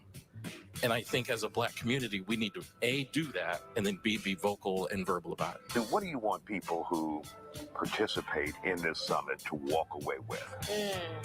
I want them to walk away with the idea that they're not alone. They sat shoulder to shoulder with someone today who is thinking about these issues, who's concerned about them, who may have a different means to an end goal, but the end goal is the same nonetheless. And so how can we work together to ensure that that end goal comes to pass a whole lot sooner than we've been seeing? Protest is good. We have to do that because it brings attention to issues. I believe in protest and I support younger protesters. I've seen many of the younger people who are out there on the streets right now at this conference, and I support that. But if you don't connect your protest to politics, we miss the point. You must be proud of this second annual summit. Your thoughts on the attendees and what you have seen, the information that's been disseminated here tonight. I mean, it's been an incredible day to see. So the managing director of Rock Nation is this goddamn woman. You see all them sisters, all them mammies, but this the woman in charge of it. Goddamn mulatto, man. Going hard. She go the hardest, man. So many people come out of all ages, and we had a great youth representation from across many boroughs and across the states. We're really super duper happy that the topics like criminal justice reform has really attracted so many people because the desire to create change is really real, and it's necessary and it's urgent. And we had this was 2 weeks ago. Okay, I was just wondering that. Was 2 weeks ago. I just don't get it. Incredible conversations on stage, and we feel really positive about it. What do you want the homework to be once they walk away from this summit? In Houston. What would you like to see many of the participants do once they leave here today? Feel absolutely inspired, not forget how they felt when they were here in terms of what they can do in their own communities, even starting at home, educating other family members who couldn't make it here, connecting with their friends, connecting with colleagues, and also with the plenty of organizations that we had here. We had over 61 organizations really dedicated to social justice. And I just want everybody to come out of here feeling super empowered and really energized to make change. So, Judge, you heard about the summit that we traveled to New York City, and a lot of people always attend. How do you keep the work going after that summit has ended in New York when you go back home to your respective communities? You know, we heard so much guff being given to President Obama. All these middle class Negroes. This is a retired judge right here. These are not thugs and hoodlums. These are our intelligentsia. This is the talented 10th going into Houston and demanding more social justice, more police reform, more criminal justice reform in the midst of what's happening in Houston with the judges and the DAs. And they won't be able to connect the dots. Right. All Like of Not them a will be chance. shocked to hear about and disbelieving that, there's just like what we see every day. None of them see that. right, they will return on like whenever they redo and they'll say protect black women. Yep. What? Yep. And the fact that they want more is the crazy. The fact that they're not coming back and saying we want to congratulate Houston. A lot of cities are still very racist and shit, blase blah. But we want to congratulate Houston on what they're doing with criminal justice reform. They're the beacon and they're a light at the end of the tunnel. They're the flagship city when it comes to criminal. Nah, they're coming back and asking for more. That's why I'm saying that woke shit, man, it never ends, man. They never stop. There's And always going that's to be a why lot of work to do. and that's why white people gotta understand they don't want equality. They don't want equity. They want domination. They want Supremacy. everything. They want That's what. supremacy. Yes, they want supremacy. They're projecting when they call it white They supremacy. crave it. They obsess over it. They want it so badly. And it's the ones like this, the ones with the white wives or the white husbands, or the ones who got the white parent. They're the worst. I mean, you got. Don't get me wrong. Absolutely. Don't get me wrong. Big old sisters like this, they not. You know what I'm saying? Big old sisters like that, they. Yeah, they up there. Look at this, another mulatto and shit. You got these mulattoes is something else, man. They love this shit. Sisters and shit. They love this shit. This is their movement. This gives them. This is their way of This is their thing. They've taken ownership in this. Let's see what this retired judge got to say. Empowered and really energized to make change. So, Judge, you heard about the summit that we traveled to New York City, and a lot of people always attend. How do you keep the work going after that summit has ended in New York when you go back home to your respective communities? We heard so much guff being given to President Obama when he said that he was a community organizer. But that's exactly what you need to carry the message forward. The message. Salute to Strawberry Wine, man. She says, Merry Christmas. Merry Malcolm Xmas. Salute to you, too. Shout out to Guy Ninja. Guy Ninja says, they let criminals go except men who don't pay child support in jail. Yeah, you don't pay your child support. Yeah, you ain't getting no bond. Shit. Well, I mean, look, that's not true. Remember in California, the reparations where they want to have the son man not pay child support? Think about it. Man. Put that in your pipe and smoke it. I'm telling you, man, it's just bizarro world. Whether it's from the right or the left, you need people organizing in the community to motivate voters to get out and do the work necessary to make the change they want to see in society. They're calling for a change. Biden's in office. They run the media. They run everything. The fucking squad is out there. They're winning. They're winning in a landslide, and they're acting like they're losing. And that's a coach told me that one time. He said he wanted us to play like we're down. Even when you're up, you play like you're down, so you can keep that fire. You know what I'm saying? You don't get complacent. You play like you're losing, even when you're winning. Whether it's from the right or the left, you need people organizing in the community to motivate voters to get out and do the work necessary to make the change they want to see in society. The call to action is clear: to take home the stories of resilience and the urgent need for reform, to weave them into the fabric of our daily lives. Let the insights from the summit become a catalyst for tangible steps toward a more just society. You can find this special on YouTube, Fox Soul, and on fox26houston.com.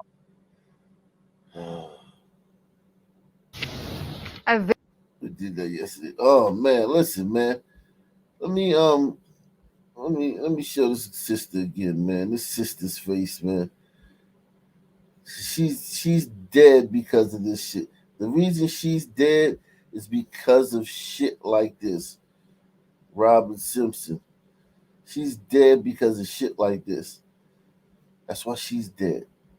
Oh no, not let me just say that's not why she's dead. That's why her husband is home watching TV and shit. And the daughter's probably in foster care, well, home, some kind of home for kids whose parents been killed and blah blah blah. Or maybe she's with a relative. But yeah, shit is crazy. Shit is crazy, crazy. He said, "I hope he." That's crazy. He said, "I hope he finds love again." I'm sick, man. God. Oh. Shout out to Beast Life over 50. He says, "How about getting a good job and staying out of trouble?" Very excellent. Man, listen, man.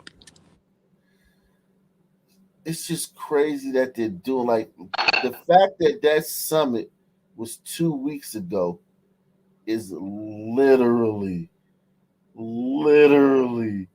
insane, man. Like I mean, that summit should have been like 3 years ago. It's a lot like the climate conferences that people go to. It's just a bunch of people fucking jerking each other off, man. Yeah, but they're doing.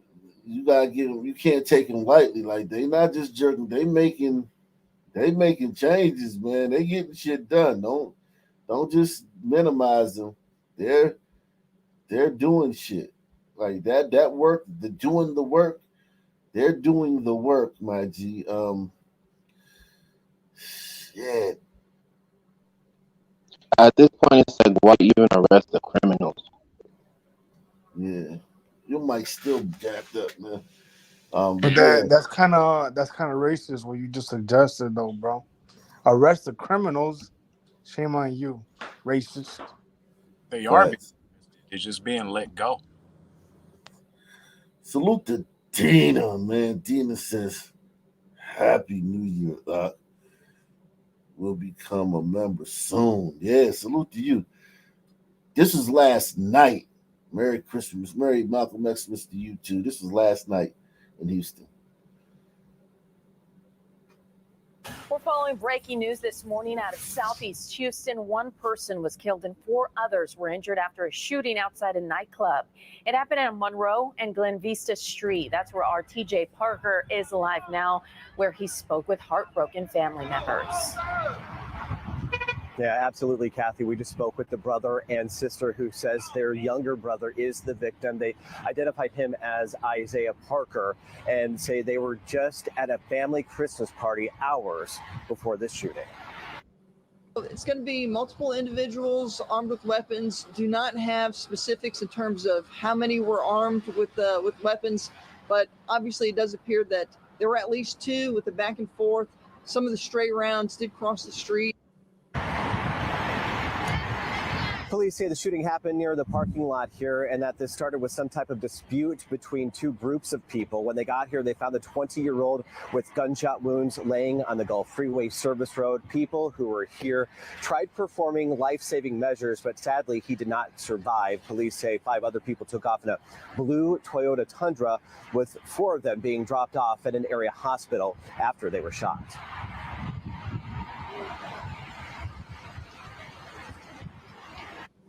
We just had an event last night, our Christmas party at my sister's house. We took a picture there, and you know, I left early because I had to work today. And Didn't know that was going to be the last time I was going to see him. So.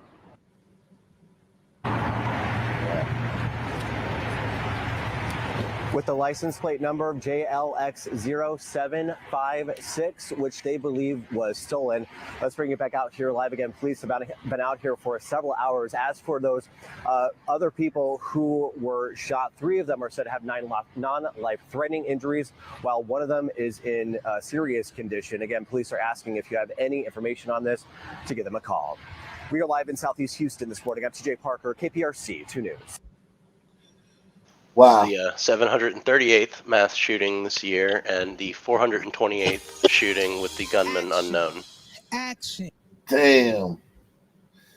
Well, God damn. Well, it's a pickup truck, right? So are we gonna go on Burrito or something still? A Tundra? In that area, the shooting, the mass shootings of Sons. It was a pickup truck. Yeah, I'm saying. I mean, I'm just asking questions. Isaiah Parker, that's a son, man. Like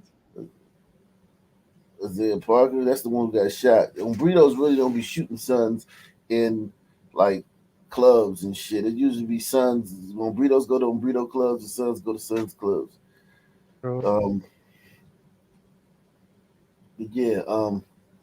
Whew.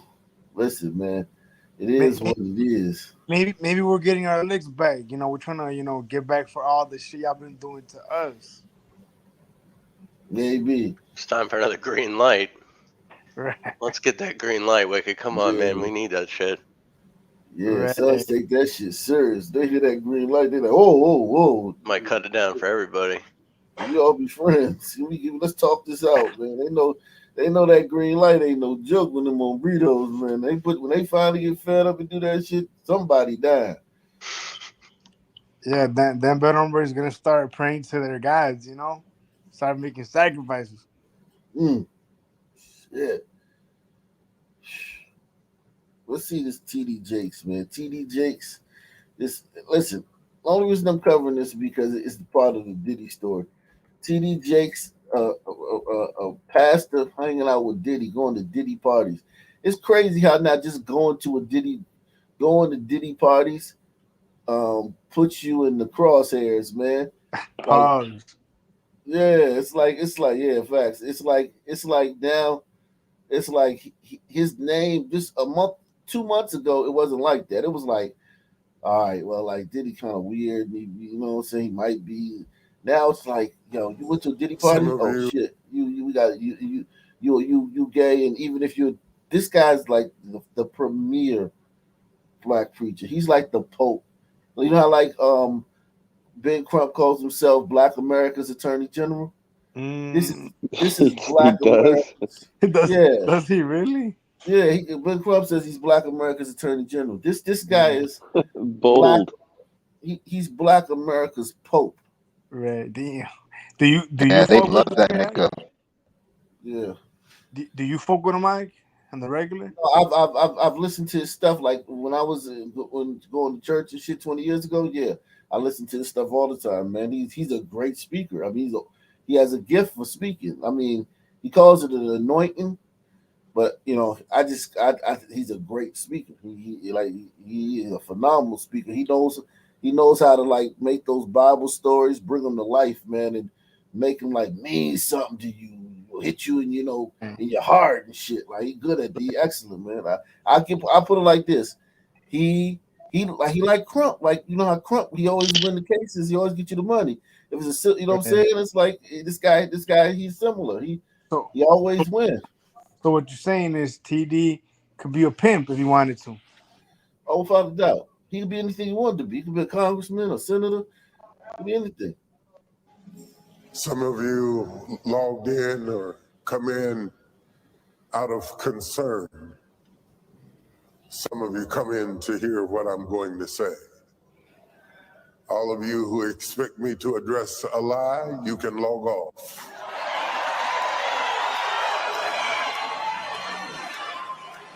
Yeah, he got a mega church. There's 20,000 people in the building on Sunday when he preached. I will not use this sacred day and this sacred pulpit to address a lie when I have a chance to preach a truth. I will stand straight up, head up, back straight, and preach the unadulterated, infallible word of God. Because that is what the pulpit is for. But there will be a time.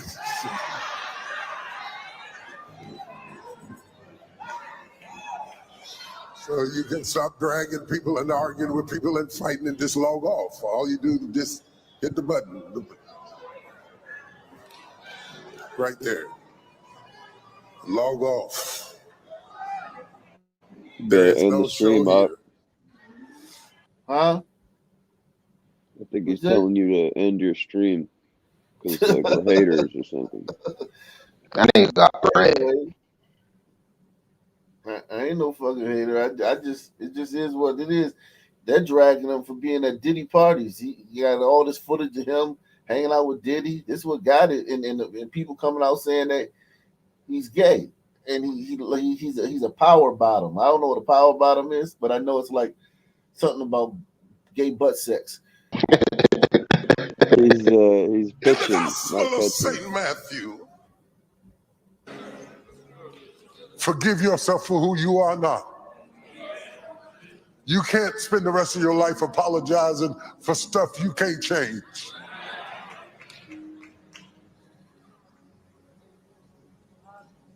Then God will strengthen your shoulders, I believe, before you leave this room. You know what I was really worried about all week? Our terrorist threat is at its highest level. What? And I spent my week making sure that everything that we need. It's Not orange the red. violence. Yeah, Is not this the a recent violence. video? Yeah, this is today. Not the violence in Blackistan. You worried that our terrorist threat is at the highest level? Like words I haven't heard in a long time. Yeah, it's weird. Talk about a scapegoat. Like I've Yeah, he never did heard that anybody shit. come up with that excuse or Yeah, I distraction. think it make you think like he might have like did whatever. Yeah, he's too busy thinking about Diddy logging off in front of him. Yeah, man, this is crazy. Terrorists?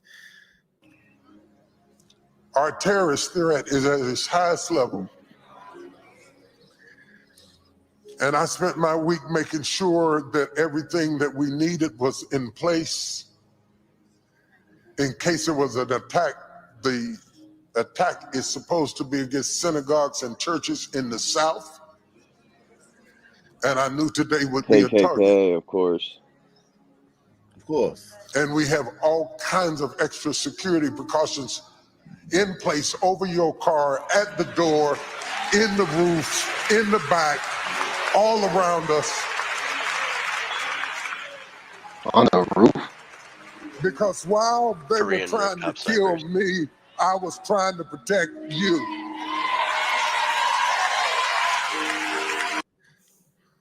He did that shit. What the fuck is he talking about? Yeah, he said he gay. Standing in the pulpit, but he wasn't standing up straight at Diddy party. Right. Yo, whose mic is that? That's very fucked up, man. Yeah, somebody's that's Wardell, man. I told Oh you. yeah, it's Wardell. Yeah, you. Testing. Is it messed up? You might Is need this still to messed up? reset it. You need to log out and try to log back in, man. Like TD Jake said, man. Log off, man. Log back in, man. All right, I'll be back. TD Jakes was talking to you, man. Hell nah. And we spent extra money and we hired other extra people. And there's all kinds of security in place right now that you can't even see. In case they choose us, it's my job to be ready. Yeah, he did that shit. Yeah, he was ready. So a car bomb don't come up in here while we having church. What the fuck? Is he talking about gliders or Hamas? I can't tell. Like he's the target of like a fucking IRA or some shit. Like what? He's talking about that party at Diddy. At Diddy. Yeah. The car bomb came up in his ass. Yeah. Yeah, this right here though is just weird. Like this is fucking strange, man.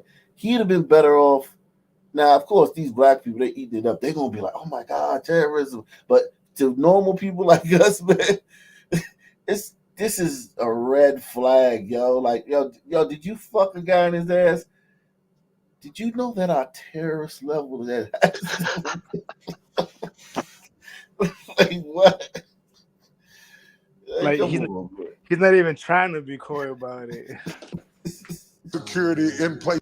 Shout out to Deluxe 247, aka Cal Ripken, aka the real MVP, man. Mount Rushmore coming through once again. And there's all kinds of security in place right now that you can't even see. In case they choose us, it's my job to be ready.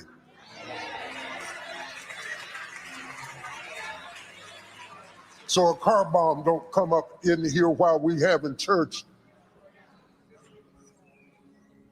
I have to think about that.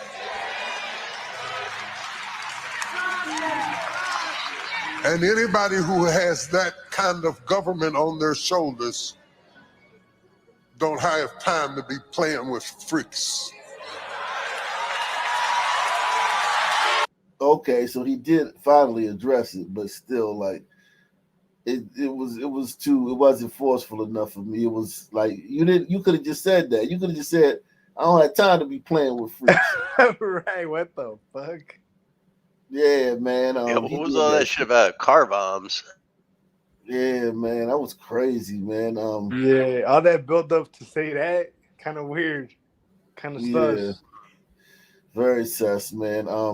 Hit the like button. We're going for 300 likes, man.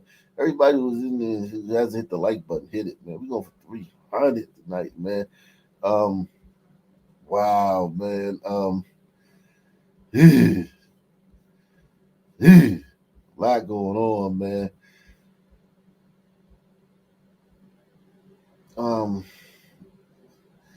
Let's see what's going on around the stand, man. Like these Latin America's crazy, man. It's a crazy place, man. I can tell you that much, man. I think it's been hot in New Orleans lately. Oh, really? All right, let's check out New Orleans. The NO, man. They still got the same, man. Yeah, you know it. Salute to Latoya. Yo, Drifting and shifting. Yo, Latoya, if you're listening, man, hit the link. She ain't Yeah, going come up on the nowhere, man. panel. She ain't going nowhere no time soon. 2 hours ago. Right now.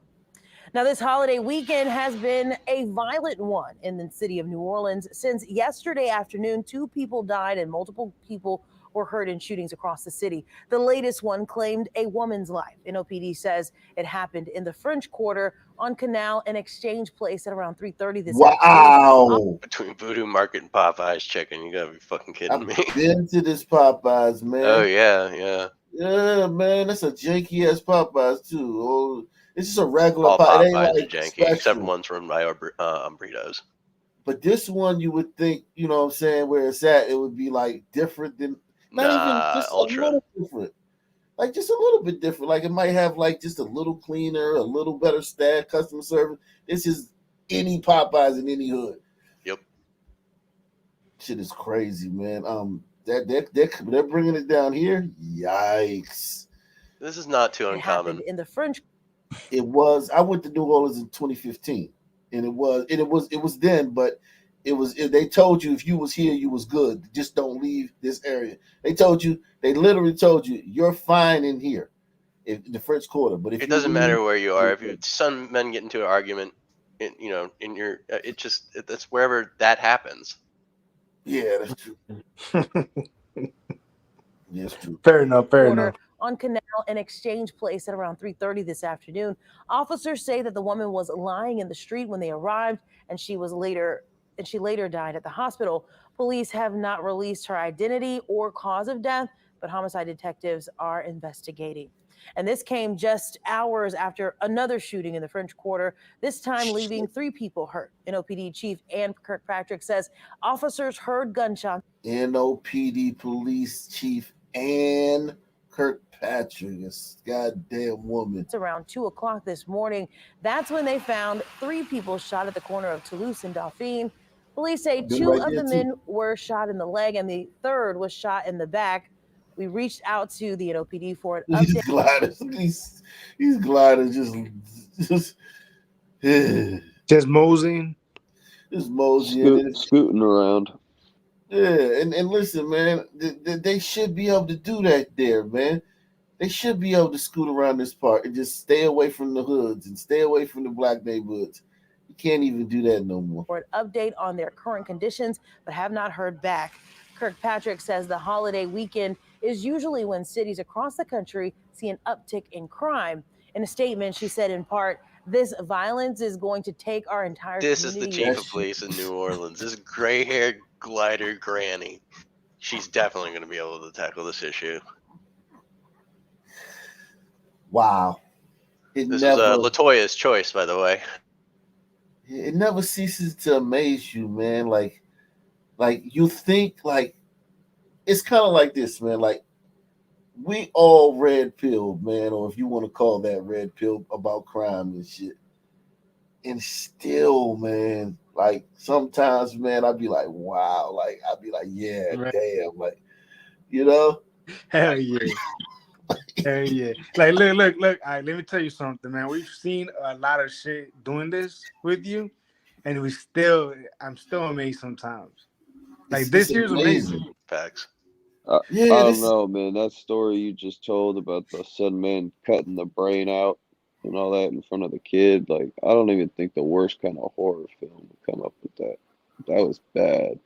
Yeah, I think we can all agree that there is no bottom. Yeah, man. It's just crazy. And then to have a summit on social justice reform in that city. Right. Sponsored by gangster rapper Jay-Z. It makes no sense. This violence is going to take our entire community working together to stop. The men and women of the NOPD value your partnership and are proud to serve and protect the city of New Orleans, end quote. Like, look, I always feel like when I come on here, like, you know, you've seen The Matrix, right? I literally feel like that when they unplug from The Matrix and they come back to that shit reality. You know what I'm talking about? Because they're hiding. Yeah. It feels like that. Yeah, man. It is crazy, man. It's because it's like no matter where you go, it's the same thing too. It's not like just confined to certain places. And you might think your city is bad. Like it's like you know what I'm saying? Like being in DC, I always tell people Baltimore's way worse than DC. And people always talk about DC, and I'm like, yo, I'm telling you, like I've said this so many times, and like most people from DC will tell you that. But people think DC is really, really fucking bad. Baltimore is way worse than DC. Yeah. Well, to be fair, DC's a shithole too, though.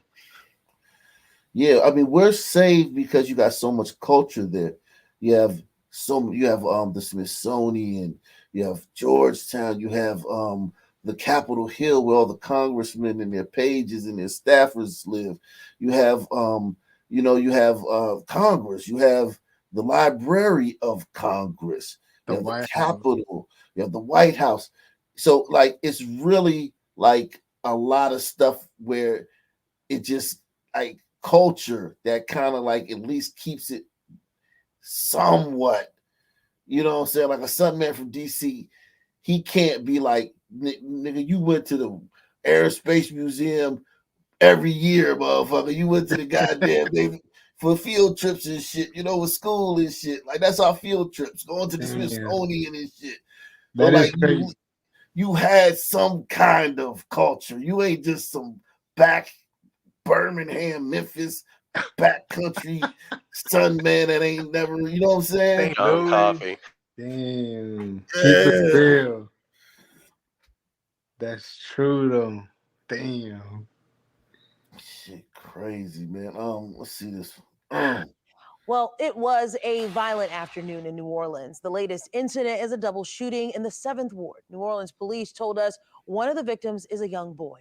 We're told it happened at around 4:45 this afternoon on Allen Street. The boy was taken to the hospital, and police say a man arrived at the hospital soon afterwards with gunshot wounds from the same shooting. It's unclear how old this boy is, and we reached out to the NOPD for an update on their current conditions, but we have not yet heard back. Well, what else is new? Damn. That's the hood. Shit. Critical.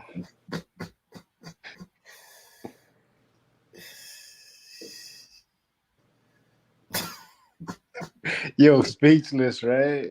Damn. Look. I don't know what the solution is or what the backlash is gonna look like, but I hope that all of us survive and we're there at the end and we could just reflect on this long journey, you know? Take it one day at a time, man. That's the best way, man. Give me Right. another city, man. Yikes, man. Pray to God. I just Good. I just hate that this is not like I'm telling you. When I leave here, this this safe space, and I go out into the world on my regular day. I'm just hearing Brandon Johnson talk, right? The city council talk, right? The White House talk. They're not saying what we're saying. They're saying the exact opposite, and it's mind-boggling. I've really been feeling this lately. Like, it's a hopeless kind of feeling. And it's nice to be able to come here. I mean, salute for what you do, man. Support Ak, man. Donate to the channel. Hit the like button, man. Yeah, man. I mean, I feel the same way too, man. Because like I say, man, everybody I know is woke. Like I don't know anybody in real life that could be Ak Nation. Not one person. Right. I'm walking down the street today, and we stop into the local joint, and they say they're closing. Like little convenience store. And why are they closing? Sure enough, because for the last 3 months there've been some men with AKs robbing their shit. Everywhere you fucking go. Everywhere. I mean, put it like this, right? I had folks come over my house for Christmas, right, earlier. And we were talking about, man, that's a hell of a catch, man. Was that a fumble or not? And we were dissecting it, right? Into detail. Because we cannot talk about the other shit, the real shit. Right. Exactly. Because and everybody knows that other stuff is going on, and everybody looks over their shoulder, and everybody is aware of it, and everybody tiptoes around Sunmen, and everybody heart drops when they see a crowd of Sunmen walking their way, and they still don't talk about it. They won't. They'll tell me. They'll tell me everybody commits crime. Oh my God. Yeah, right. the crime is up. Really, just one kind of crime for the most part. Oh, they found the guy who shot up that mall in Florida. Salute. Right now at 11, police in Ocala asking for your help tonight to bring this man to justice after they say he shot 2 people at a local mall. Good evening. I'm Molly Reed in for Eric Von Aiken. Thank you for joining us tonight. We were there in Ocala last night after getting reports of a shooting at the Paddock Mall. Sky 6 was over the scene. You can see the dozens of police units responding to the shooting that killed one man and put a woman in the hospital. The mall was evacuated, horrifying many people who were just trying to get some last-minute Christmas shopping done.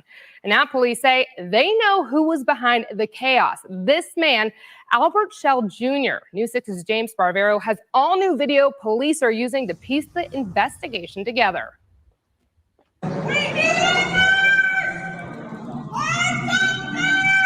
New video tonight from inside the Paddock Mall as shoppers rush to the aid of 40-year-old David Barron. Ocala police identifying the victim and also now calling Albert Shell Jr. the shooting suspect. Police sharing previous mugshots of the 39-year-old saying Shell faces charges of murder and attempted murder once he's caught. And I don't understand, why would they want to kill this young man? It was wrong. Cicely Robertson tells us David Barron was her tattoo artist. She says friends called him Dirty. Dirty was a nice person. Yeah, can't imagine. Right. Dirty was so funny. Right. Nasty Ass was such a nice guy. Oh, God. His name was Dirty Sunward Killer. I don't know why anybody would want to hurt him. He would have heard a fly, Dirty Sunward Killer. Understand, like, why would they want to kill this young man? Like, it was wrong. Cicely Robertson tells us David Barron was her tattoo artist. She says friends called him Dirty. Dirty was a nice person. He was loving, giving. He'd give you the shirt off his back. He always motivated you to do the right thing, always inspire you, like take care, somebody you can go and talk to. After shoppers looking for last-minute Christmas gifts ran for their lives, police concluded Shell shot Barron in a targeted attack. During the shooting Saturday, police say Shell also wounded a second person. Police say Shell then ran away from the mall, leaving Barron to die. He was a father, a son, everything. It's just sad that these kids got to go Christmas without their father. In addition to these surveillance pictures of Shell, police also tell us investigators are now reviewing surveillance video of the shooting. Police offering a $5,000 reward to whoever knows where he is. I'm James Sparvero, getting results.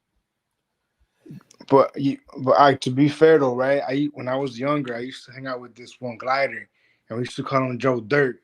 He was a pretty nice guy. Yeah, man, Joe Dirt, man. Shout out to Joe Dirt, man.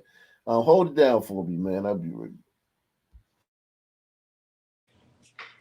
Would anybody take the shirt off the back of somebody named Dirty? Hey, Wicked, what's it like to be unplugged from the Matrix? It feels like the worst hangover I ever had in my entire life, dude. What about you? I'm not sure that I'm able to get out, even when I'm here. What This do you is mean? pretty close. Oh, I'm Well, unplugged, dude. you know where I'm living, man. It's pretty bad. You know where I'm living, right? Yeah, it's worse. Yeah, I mean, look, dude. But being here with Og Nation, with you guys, the fact that I could say that Sun men are killing everybody is incredible. I can't say that shit around other people. They wouldn't It seems so understand, simple dude. here, but other people can't seem to grasp it, and I can't go without seeing it at this point. Right. And I I'm guess not that's my effect. Yeah, and I'm not right. And I'm not coming from a place of I don't know, hatred or hostility. I don't think obviously the majority of Sun men are not like this, right? Fine, I'm okay with that. But not every Sun man is a carjacker, right? But damn near every carjacker is a Sun man, dude. And that's okay to say, if it's a fact. Sometimes I think if it weren't for the fact that like people that look like me are portrayed as the worst threat to this country, and that we're all potential incel mass shooters and this kind of thing, when in reality, as I mentioned earlier, like over half of the fucking mass shootings this year, which is the banner year, more than any other year in recent history, are some people clearly, Yeah. but Not the even fact is close. it's not clear to everybody else. Like, I'd go and I present that and they say, well, it's gunman unknown, Right. despite the fact that you pull it up and the first one is gunman unknown, Martin Luther King Street, and the next six in Right. a row are gunman unknown. I have Right. to admit And it's that not even close.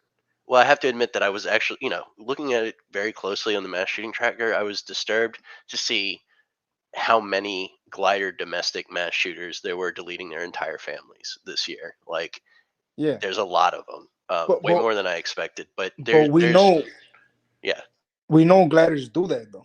right, and they're all domestic situations. But there Right. was a lot of them. But they're not. Nobody else is out there doing that shit in the street. And I Right. mean, fucking. What I would tell them is find me a glider who shot 4 more people, and then nobody like they didn't know who he was by the end of the day, right? Yeah. Yeah. I mean, we've known that the fact that you just said we've known for years because we've been here for years now, right? Right. Time is flying, dude. But and nothing has changed. Patterns continue to be what they've been, and gliders seem to shoot up their own house when they do. You know what I mean? And then Right, they'll kill or they themselves. plan it and do it They at plan it. random. They might do a fucking manifesto for some reason. But the sun words, they're gonna go into public and just shoot it up recklessly. We're seeing more Sun manifestos, like our boy in Houston just now, who went and wrote the fucking song on his 10th bail out of prison. But yeah, Are you I talking about mean, like the rap song? Yeah, the dude who killed the guy and then wrote about it. Well, yeah, but Facebook post. Yeah, wrote about well, it. again, but again, that's a pattern that these Sun words do. They write raps about this shit, right? Yeah, Like we've definitely seen that. they do it all the fucking time, dude. Like every time you see a Sun team commit a crazy ass murder, you could almost assume that he has a fucking rap, fucking album and fucking YouTube that is still on YouTube, but our shit is getting fucking what's the word they use? He's being fucking stopped or shadow banned. But this Demonetized as motherfucker, well. right, demonetized. But these motherfuckers are talking about shooting other song words, no problem.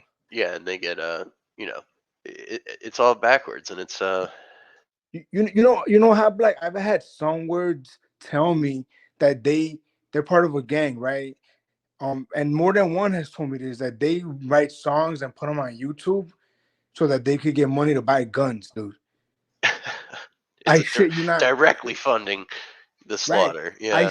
I shit you not. One of them was and I gotta I mean look, I think I have some people skills, right? One of them was confiding in me. He was telling me that his neighborhood, they were struggling because their enemies that they were into it with had guns and they didn't have any guns at the moment. So they're really struggling. So they had to get guns. And one way they were doing it was putting songs on YouTube, dude. And people click on these stupid ass fucking songs. People like that shit, dude. Well, I'm always amazed by the amount of effort and work that Sun people or some Sun people will put in to obtaining the means to kill other Sun people, like Yeah. or do crime. Fucking, it seems like that is like the apex of the effort in the Sun community sometimes. Yeah. But dude, I truly I want to picture the solution. I want to picture the backlash. I want to imagine enough being enough and it actually being enough, right? And the nation mobilizing to address the fucking problem, dude. I can't even picture that. There is no way that the gliders would allow it, dude. And I know we could blame the Juice Crew and we could blame whoever fought, but at the end of the day, it's the glider men, dude, that Yeah, are I agree. And so much of like the municipal level administration in places has been lost to the Sun, and the things are being changed at such a granular level now in so many places that it's hard to envision it, being able to yeah, go back to the way it was. right. It's impressive, dude. The rate at the rate that glider men are like giving their fucking country away, dude. It's impressive. It makes no They're fucking also sense. just killing themselves. Yeah, Killing and their themselves, not families. killing their families. They're talking about, oh, I don't want to have kids because X, Y, and Z. It's like, what? You don't want to have kids? Like, what are you doing? What's going on with them? You know? Yeah, I don't think it's all gliders, but it's a No. huge proportion of them, and it's disturbing. Look. A lot of the gliders that I know, right, or some of the gliders that I know, being where I'm at, even considering that, are normal fucking tough guys. They're normal people. They're not like they don't really talk to me about their politics much. Maybe because they see me and they think that I'm woke. You know, I don't blame them for being apprehensive, right? But they look like fucking regular Joe. You know, they don't. I don't live in an area where you got these gliders dressing like females. You know what I mean? Yeah. Um, but like, look at our White House. There's so many shining beacons right now that are broadcasting the Yeah, completely wrong message. exactly, dude. And that's some of that may be the Juice Crew, I think, for sure. But Yeah, for sure. so much of it is basically our own fault, and fucking ancestors are always going to be at fault for the crime that they committed. Yeah, yeah. I mean, look, but dude, I've been doing a lot. I like history, right? I like reading, and I've been reading a lot about history, and I'm really on a part of pre-Civil War, right? You should see how conflicted the gliders were about slavery, dude. It was like it was destroying It led to civil war, dude. The gliders were very conflicted on that issue. You know what I mean? Yeah, They I were like, actually just finished biographies of Hamilton and Washington, and you know that is I mean, it's a consideration that doesn't disappear from the very beginning of the country until it erupts into general warfare, right? they were, yes, dude. I was amazed at the level that the gliders seem to be so conflicted on this issue of slavery, right?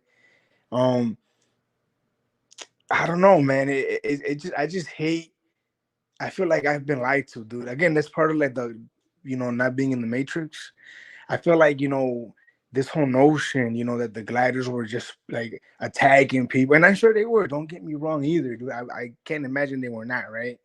But the level that they have drilled in us to believe.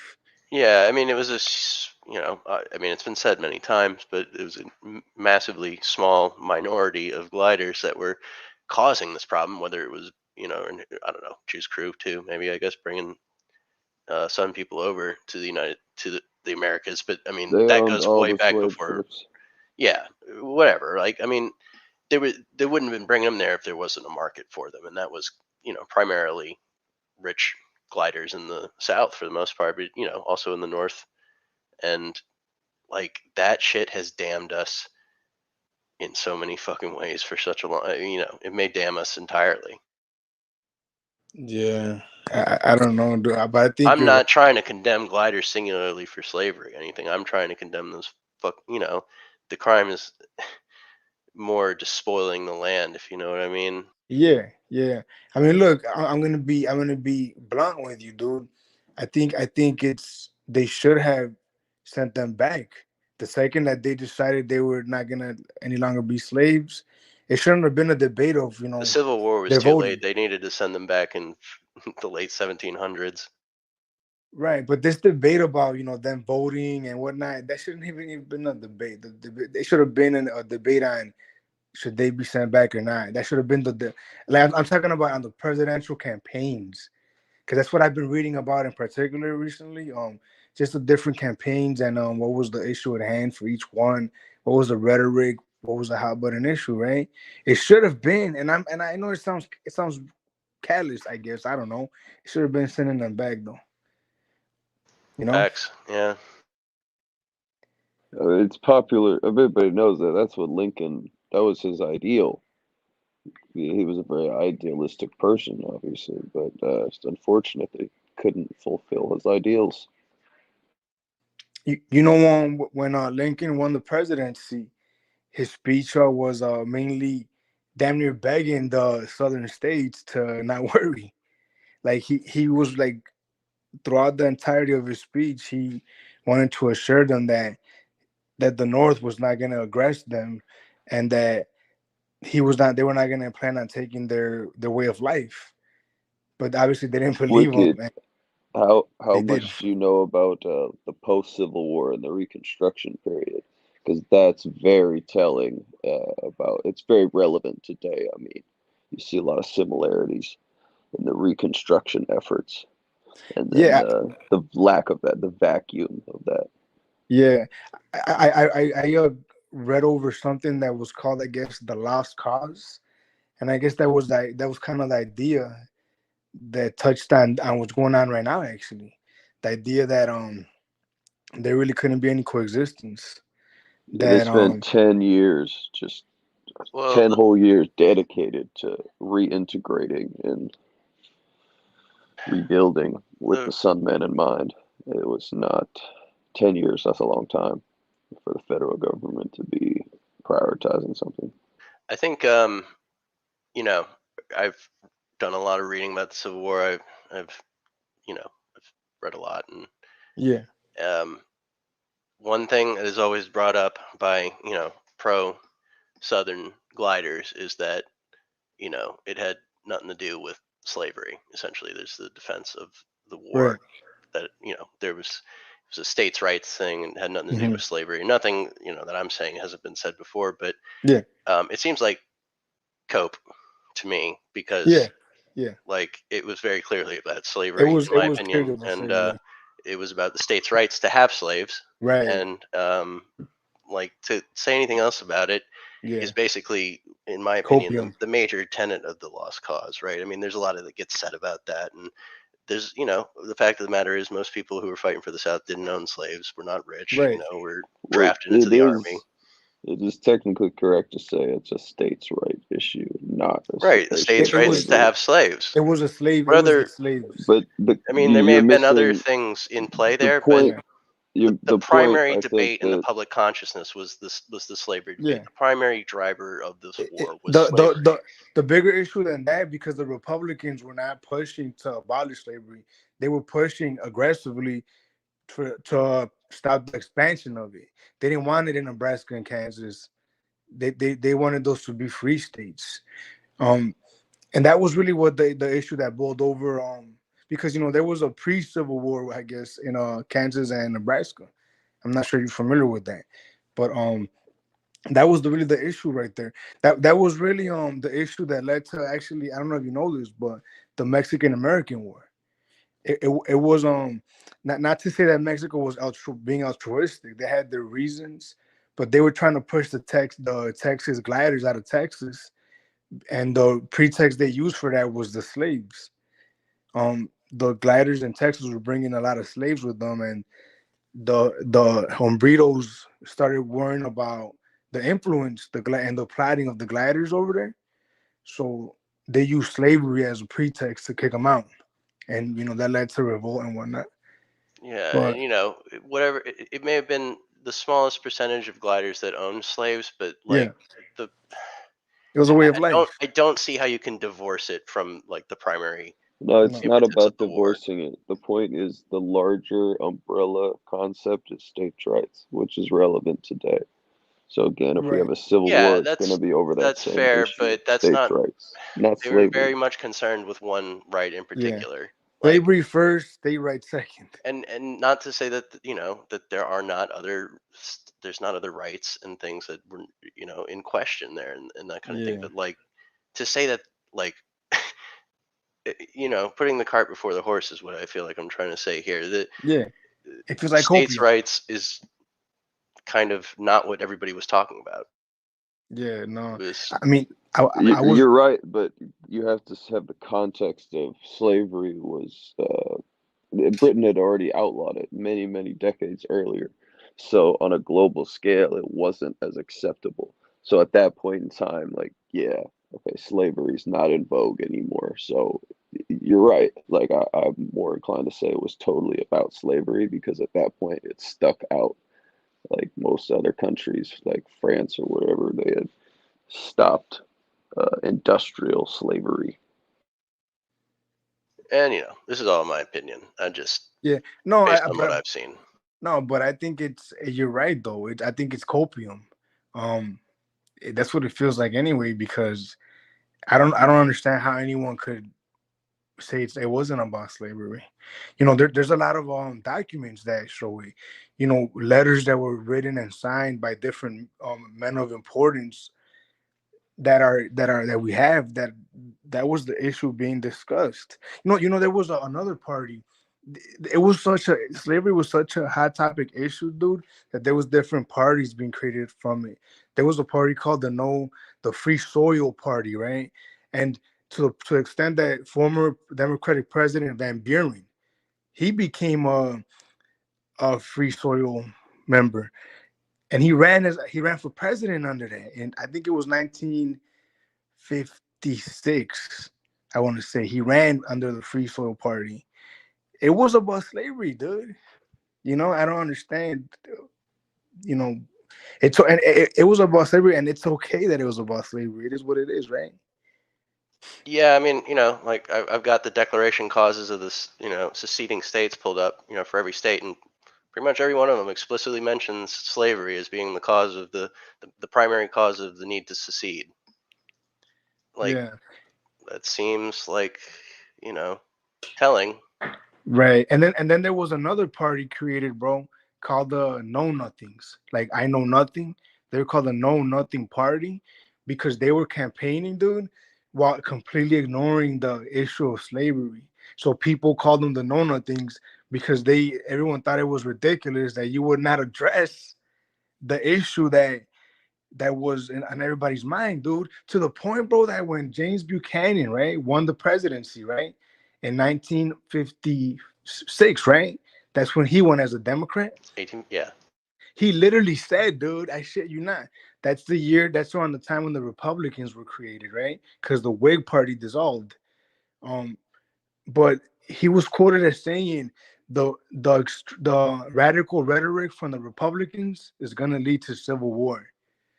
Right. Yeah, for And it sure. did. And it did. Yeah. Like this is like, um, both sides are at fault here. I think, and you know, one for committing, and abiding what no matter what we say here is still a moral wrong. I believe Yeah. slavery Yeah. is not the right Of course of action. course. Of course. And then the other side for stoking the flames until they erupt. Right. I mean, and maybe I guess a lot of them felt like they had to. Right. But Yeah. this But is what it is. my point in saying all of that is this, dude. And all my reading, right? Because I'm not reading about slavery. That's just it comes up regularly, right? I am amazed at how conflicted the gliders were. They were fucking conflicted, dude. It's not like they were all like spitting on every man they saw and like hanging them And left and right. I feel like I have to make it even more clear here. Like, I'm not discounting any other causes. Let me just be clear. I'm not discounting other causes of the war. What I am saying is It's that I've heard complicated. many a glider say to my face, this war Yeah, had no, nothing to do with slavery. right, for sure, And that's a for sure. fucking ridiculous statement. I'm sure it's a complicated. I mean, obviously it's complicated, right? But I think what you just said is a fact. Yeah, You know, it had a little bit to do with slavery. just a teensy weensy bit, you know. But Anyway, go ahead. Sorry. yeah, all that shit led us to where we're at today. 2024, and we have a campaign coming up, and we don't know what the fuck's gonna happen because crime is out of fucking control. We have a fucking open border. Who the fuck knows what's gonna happen, dude? And I'm not I don't think I'm a conservative, dude. I don't think Trump is gonna save us. How the fuck is Trump gonna save us? Trump's not going to save us. Nobody's going to save us. I don't think there's nobody in the running that. No, It's all a fucking mess. I mean, who could save us? Like, who could be in the running? I don't know that anybody could. Jesus Christ could be in the running, and I don't think he could fucking save us. Ever since 9/11, it's been a wrap. Probably it's a shame, so. man. But like I said, man, one day at a time, right? But look, I enjoy all this discourse, and there's not many people that could stomach it, right? Because what we do here is very fucking gruesome, dude. So I salute you guys and everyone in the Ag Nation, but I salute you, bro, in Seattle, because you guys are here regularly, man, and this is serious shit, dude. Yeah, well, once I found some people that actually shared this point of view, it became kind of it's like a little bit of a release. Cathartic. Yes, that's the word. Well, look, dude. I don't know many people that can stomach seeing time and time and time again innocent people driving, getting cut off and gunned down by someone that never even fucking laid eyes on them, willy nilly, and still keep going and consuming that and processing it, dissecting it. Not many people that I know could do that, dude. That's tough to do. That kind of thing seems to be the primary injustice in the country right now. Yeah, and like the piggyback off of that is that think about how many more people thinks like us, but don't have an outlet or don't have people that they can talk to. For real. Express that. But to touch on like all the murders and all the carnage, I see it every day, nonstop, and it's like I'm numb to it now. But to see other people basically act like this is just brand new, like, oh, this is the first time that it's ever happened. It kind of gets to you a little bit. And then, I got to kind of take mental breaks, take some time off just to kind of recoup, just to deal with it again. Yeah. No, you're right, dude. But you almost have to like doing what you do, right, and seeing what you see, you kind of have to cope. Like you have to like process it in a healthy manner. You know, that should get to you if you let it. You know. Yeah, yeah, definitely will. Like, I mean, especially when it comes to the kids, like, you know, Hell like yeah. I have kids, so like that's what really kind of like gets me anytime, like as far as emotions. But I have to hold it in, and I have to like wait till I get back to the car, or I gotta find a bathroom real quick to run into, because if somebody see you crying, they be like, oh, well, he needs to be taken off divorce. You know what I mean? Like Yeah. it's just so oblivious to the actual human emotion that's still Right. behind all of that. Like, yo, I look at these people, kids, as if they were my own. You know, I don't give a Right. damn. You know That's where how they it came should be, from. brother. That's how it should be, brother. I hate the brother. I love the way you just said, man. I hate people that it doesn't have to be my kid that catches a stray bullet in the living room for me to fucking feel it. You know? Yeah, And I hate people that don't understand that. You know that they're part of the fucking problem if you ask me, dude. yeah, they definitely are. And the thing is too is that when these kids die out here in the community, like the community doesn't stop. It's no protest. It's no Right. march. I seen one person. I don't know who they were, but they made like a poster of just all the kids that were killed in the area. Like they did it. They did it on this like fence, that a construction fence, and they lined that thing up with their names and their date of births. But that thing got taken down real quick. You know. Yeah. For sure. Meanwhile, so criminal get killed. Like they burning down. They burning down the Wendy's. They blocking off the road.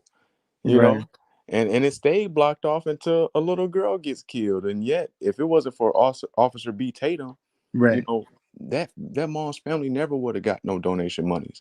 You know, it was Officer B. Tatum's YouTube subscribers that donated almost over 200 something thousand. I think it was like $280,000 to the mom of the little 8-year-old girl that was killed in Atlanta during that protesting at the Wendy's. Right. So it's crazy to see that, hey, the own community out here really ain't even stopping or speaking out for the children. Man, no solution, bro. We got some more antebellum stuff coming up here. Glad to have you back. Man, wow. That was a history lesson, man. Yeah, we were boring everyone to death, I Yeah, think. my fault. Yo, we're just keeping it real as fuck, Chief. Where was the lie, Chief? Where the fuck was the lie, man? No, that was deep. I mean, I feel like the reason that gliders don't Southern gliders and I am a Southern glider, by the way. Like the ones that are into the Confederacy and all that stuff, and the South will rise again.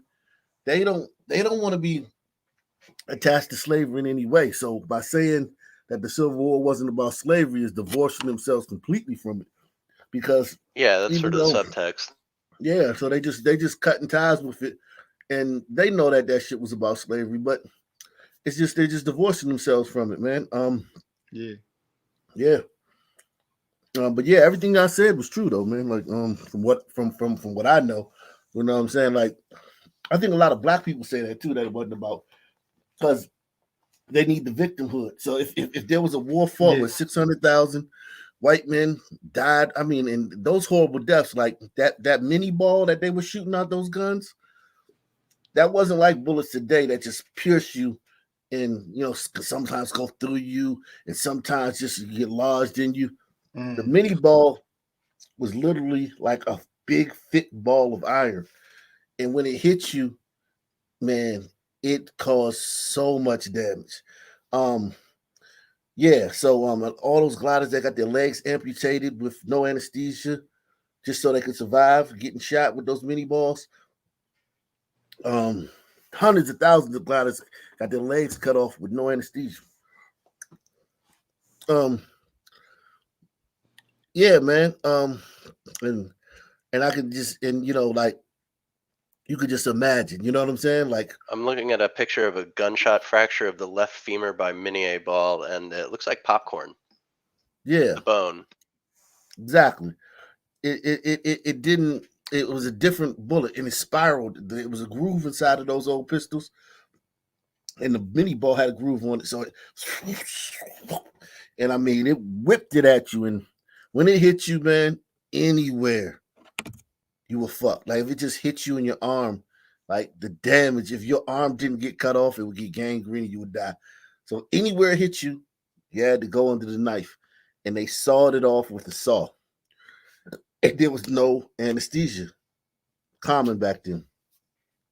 You had to sit there and with a piece of wood between your teeth and get through it. Well, they used the saw that had 100 other dudes' blood and pus on it.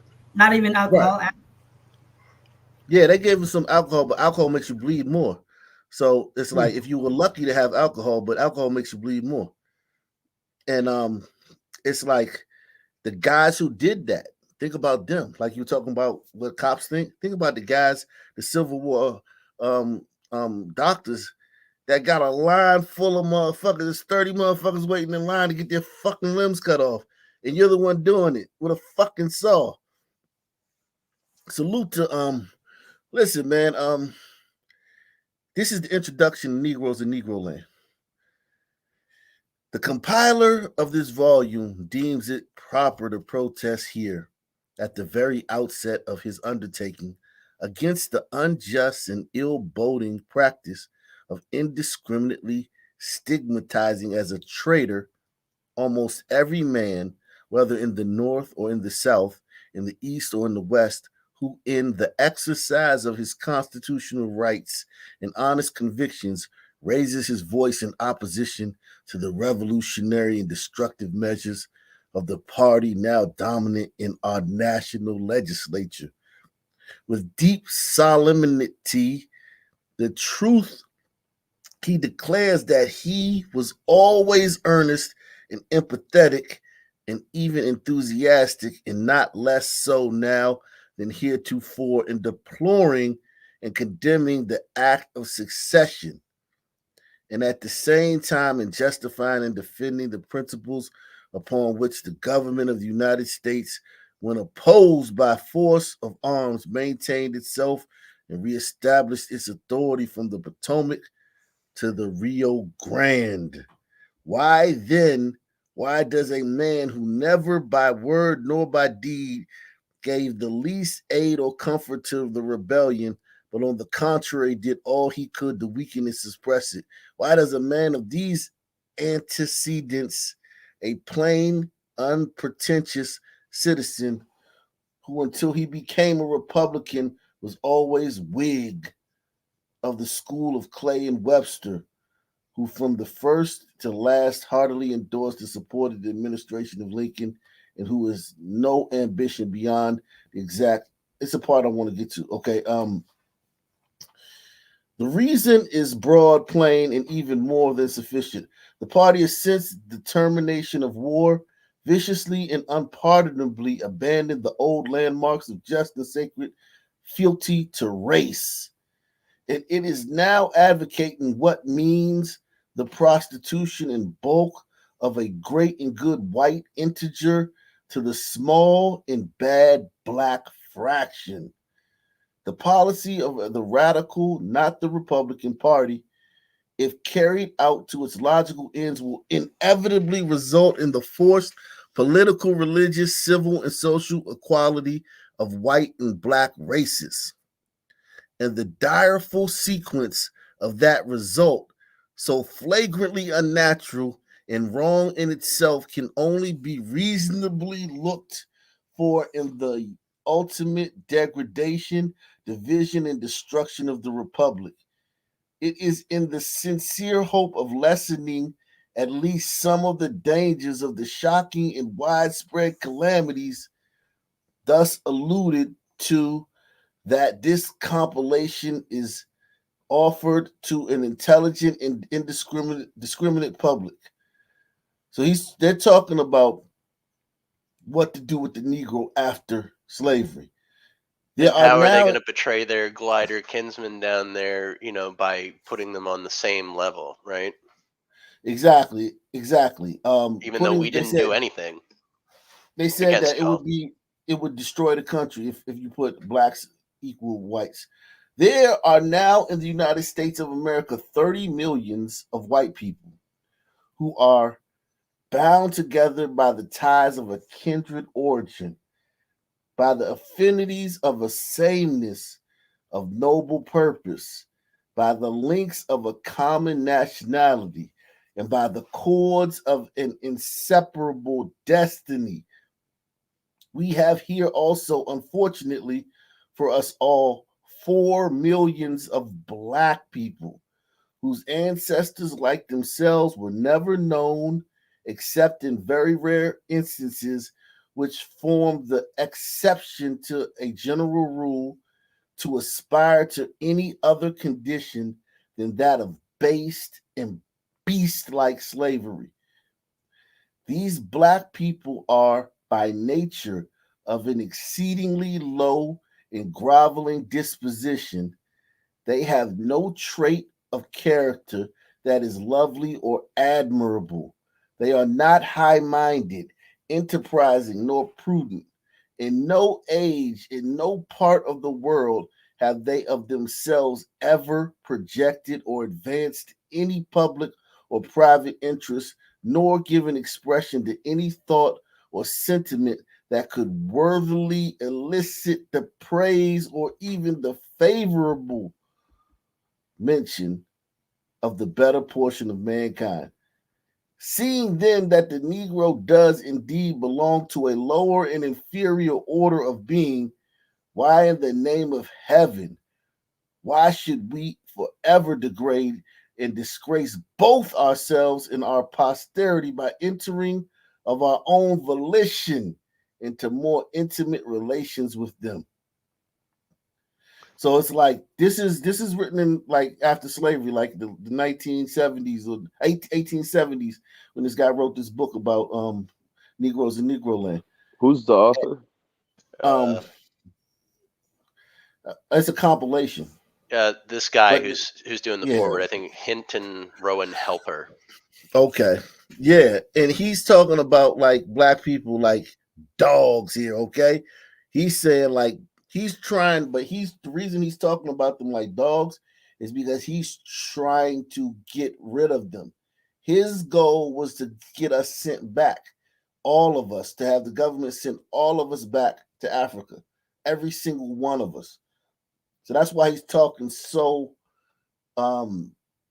what do you call it, like discriminatory. Right, Like and this is a very common mindset at the time. To be an abolitionist does not mean that you necessarily were in favor of equality and all no, this stuff. I mean, many abolitionists just wanted them to go. exactly, and that's that right there is what you guys said earlier. Like there was a big push to send every single one of us back. He said, "May God, in His restraining mercy, forbid that we should ever do this most foul or wicked thing, acting under the influence of that vile spirit of deception and chicanery, which is always familiar with every false pretense. The members of a radical Congress, the editors of a venal press, and other peddlers of perverted knowledge are now loudly proclaiming that nowhere in our country henceforth must there be any distinction, any discrimination on account of color, thereby covertly inculcating the gross error of inferring or supposing that color is the only difference, and that a very trivial difference between the whites and the blacks." So they were trying to say, look, man, it's not just color. We're different in more ways than just color, man. Because that was the sentiment after slavery, to just fully immerse black people into the culture, and which was what they did, but it took a lot longer because of Jim Crow and all that stuff. But they had planned on doing what happened in the 60s in the 1870s. But it got derailed by like 100 years because of Jim Crow and all that other stuff that kind of pushed it back. But yeah, and it says, now once for all, in conscientious difference to truth, let it be distinctly made known and acknowledged that in addition to the black and baneful color of the Negro, there are numerous other defects, physical, mental, and moral, which clearly mark him when compared with the white man as a very different and inferior creature. While therefore, with an involuntary repugnance which we cannot control, and with a wholesome antipathy which it would be both unnatural and unveiling in us to attempt to destroy, we behold the crime stained blackness of the Negro. That's also what we do here. Let us also at the real same quick. time take cognizance. Go ahead. You know, we could take turns. It could be like the school classroom. You know, you could just pass, and then the next person in the panel got to read. Are you talking about reading? Yeah. Yeah, Mr. Helper definitely had a dim view of the Negro. Yeah, it says Make no buts about it. at the I same don't think I time could read this though. I'd definitely get fired. it says take cognizance. Yeah, I mean, listen, man. I mean, you know, I had to read as a kid, man. My mother being an author, man. I had to read all the time as a kid, man. You know what I'm saying? Stuff like that, man. So like in class, I would read like slow so I fit in with the sun, man. But I could always read, man. You just read slow, fit in. Yeah, man, you can't be answering questions around something, man. You can't be looking smart around something. That shit is a fact, man. That shit ain't no fucking wives' tale, man. Niggas But gonna you beat had to your like truck dumb and it shit. down. It's not like Yeah, you just hit it. everybody did though. Like I told them from Watch DC, everybody did, man. A lot of them kids had mothers that worked in the government, making hundreds of thousands of dollars. Mothers working for congressmen. Mothers working for people and shit like that, senators and shit. And them niggas is doing 20 years in prison or life. Yep. I had some man try to pick on me because I had a Harry Potter book in class. Yeah. Meanwhile, he's saying the cat can. Right. Damn. Mm-hmm. Yeah, man. Yeah. It says also at the same time take cognizance of his lowly compressed forehead. I don't know if that time they knew that was the frontal lobe. I don't know where the science was at that time, but they noticed that we had a compressed forehead, whereas gliders have big foreheads. Their foreheads bulge out. That's why their face go down like this, and our face go like this. I It's also hard. think gliders get migraines. I think that's in their frontal lobe. Yeah, and yeah, all this stuff is just it's you can't mistake this stuff, man. Like you can go through the world just looking at the different races, even if you add in on burritos and tigers, we're all mad different. More than skin color, man. It says his hard, thick skull. That yeah, we have harder skulls. His small, backward thrown brain. What he calls the backward thrown brain is that a lot of the bigger parts in our brain are in the back, where you have like the medulla oblongata and all that stuff, and the smaller parts in the front where you have like the frontal lobe and things like that. It's it is what it is, man.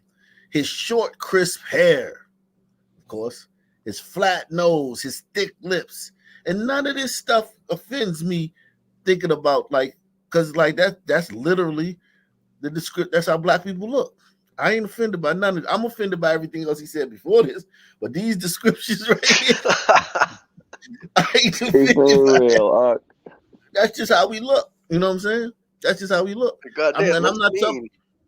Yeah, I'm not talking about mulattoes and motherfucking goddamn Beyonce and shit. Like I'm talking about the type of niggas they was taking off of those slave ships. Fresh off the boat. Yeah, those people look like this. No chaser. Yeah, they look like this, man. His projecting snout like mouth. That's prognathism. He just, you know what I'm saying? But he's talking about these things being bad things and compared to gliders. And it just is, that's just the way we look. Now it has effects. It does Calfless have, legs. yeah, yo, dude, before I got older and high blood pressure, I could put my whole finger around, I could touch my thumb and touch my middle finger around my ankle. Look at something next time I've seen a next wide time. array, but I guess most of them have pretty small calves. Most people in general have small calves. Nah, gliders got cankles, man. A lot of glider women and glider men, they have cankles. Their legs, their calf and their ankle. Shorter people, I think. Nah, just gliders in general, man. If you gotta look, you never notice, so you can't really say that because you probably haven't been looking. But if you look now, when you look, sunmen got skinny legs. That's why they always say sunmen be skipping leg day. Or we don't. We just have. That's just the way our legs look. Gliders have stout ankles. Their ankle and their calf is really, you can't. It's not like it's look like the same muscle. Some men from the calf into the ankle, that shit look like a baseball bat. And that's why we run faster. That's why we you know,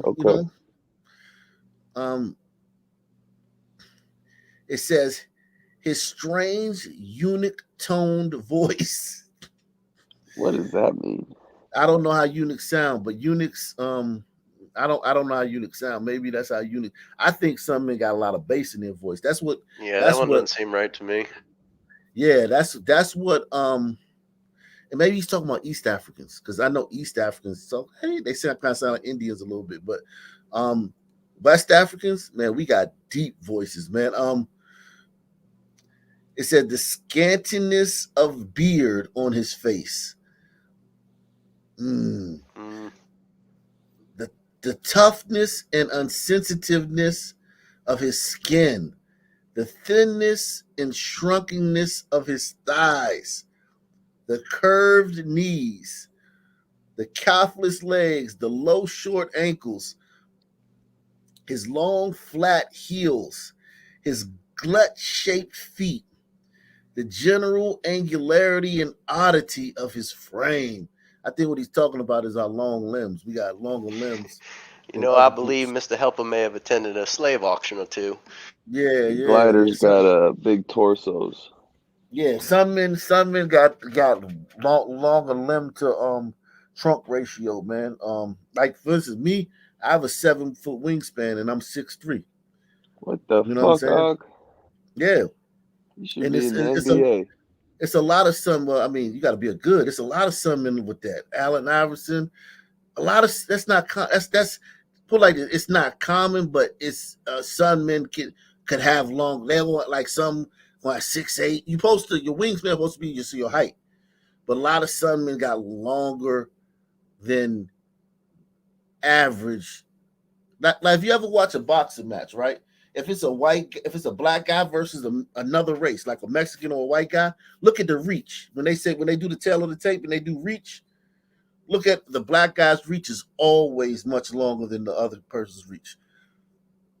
Yeah, Kevin Durant is 6'11", 6'9", but his wingspan is like 7'5", 7'4". Yeah, exactly. I'd say KD's closer to 7 foot, but yeah. Yeah, he's about 6'11", something like that. But yeah, it's like we that's just how it is. We got longer arms and longer legs. And about the legs, the thin legs. When you look at Anderson Silva or John Jones, they both have thin legs, right? And they are not heavyweights. But when you even look at the heavyweights like Derek Lewis, he's so much bigger looking than John Jones and Anderson Silva. But he also have this skinny legs. Look at Mike Tyson. Mike Tyson legs. When next time you watch a Tyson fight, look how skinny his legs are. Look at any basketball game. Look at the brothers. Look how skinny their legs are. You know what I'm saying? Like it's like literally you can do like this on your ankle. Um, most of them, you know what I'm saying, because they're in shape, so they not like they don't have like high blood pressure, they don't have edema and all that stuff. They got, you know what I mean. So it said the malodorous exhalations from his person. See right there, that's offensive because gliders, you calling Look, somebody we both think funky. that we both think each other smell like shit. All right, we're just gonna have to get over that. You know what? But we smell like must. Our smell is more. Y'all I smell could different take. to us. Well, yeah, I got it to you, but to me, some men smell like must, so they're musty when they stink. When gliders stink, you have two smells from gliders. You have the hot dog, wet dog, but then when they get like rank, then guys, some gliders can get rank the way they smell like old cheese. And that one right there, I had a roommate in college who smelled like that. And I had a roommate at the Quaker school that smelled like that. Like, and that's your roommate. You stuck with that person. Yeah, I don't doubt you.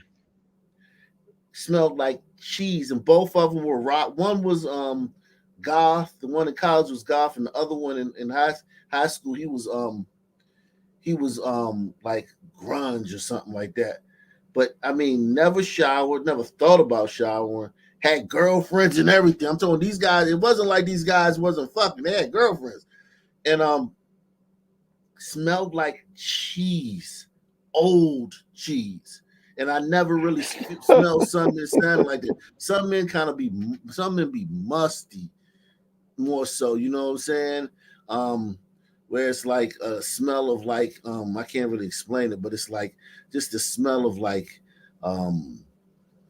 it's hard to explain the sunman smell, but because it don't smell like no food or nothing like that. It just smells like must. Uh, it said the perulity of his. I don't know what perulity means. That's crazy. That's the first word I didn't know what it means. Yeah, I'm lost on that one. Actually, purality. Oh, puerility. Yeah. I also don't know what it means. He's stupid. Okay. The inertia. He's puerile. But you know, this one right here, his inertia and sleepyheadness.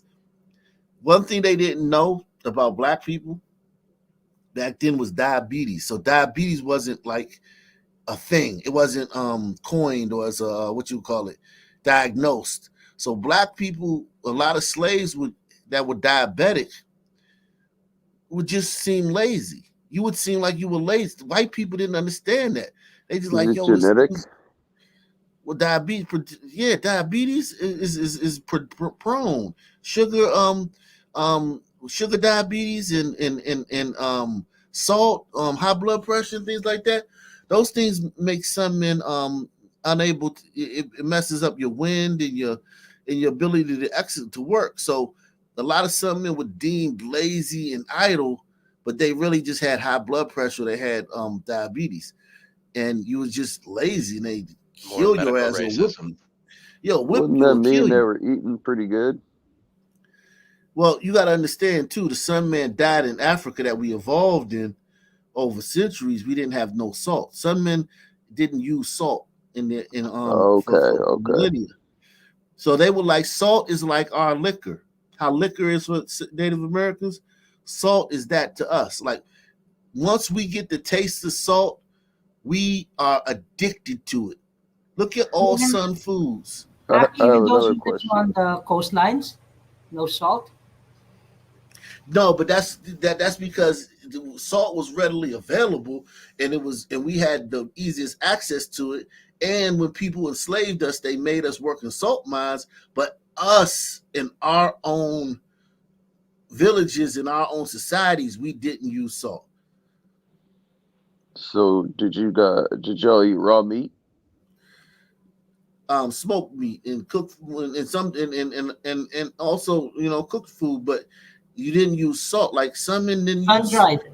Sun dried, yes. But how you preserve the meat without the salt? Yeah, we didn't know that salt was a preservative.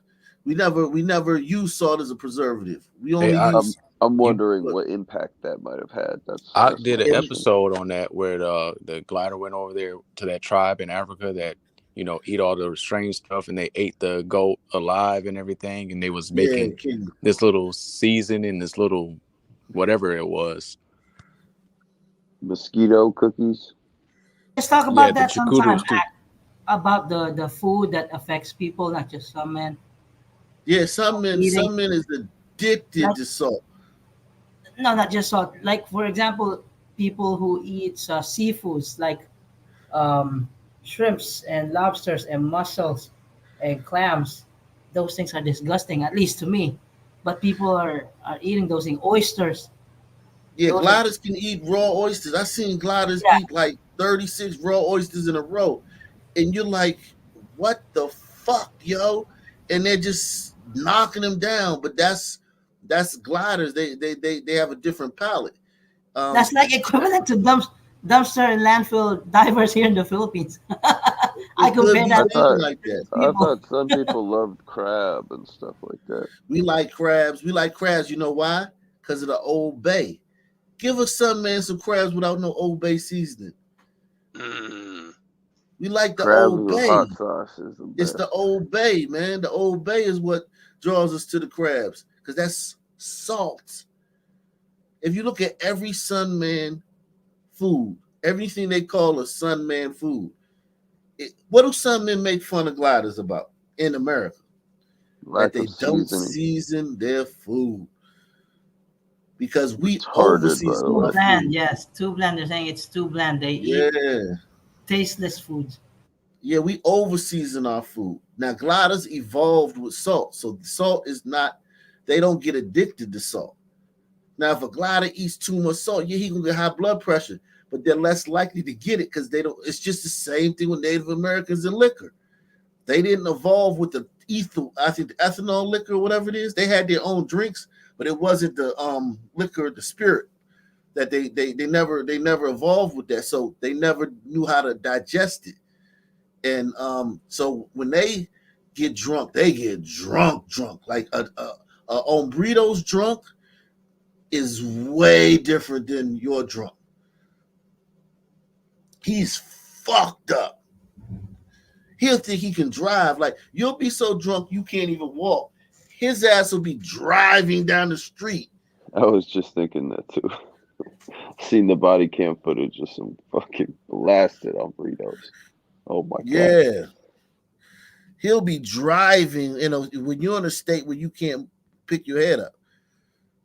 Like they fall asleep at the wheel, cause a backup for 10 miles. The cop wakes them up and they're like, act like everything's cool, no problem.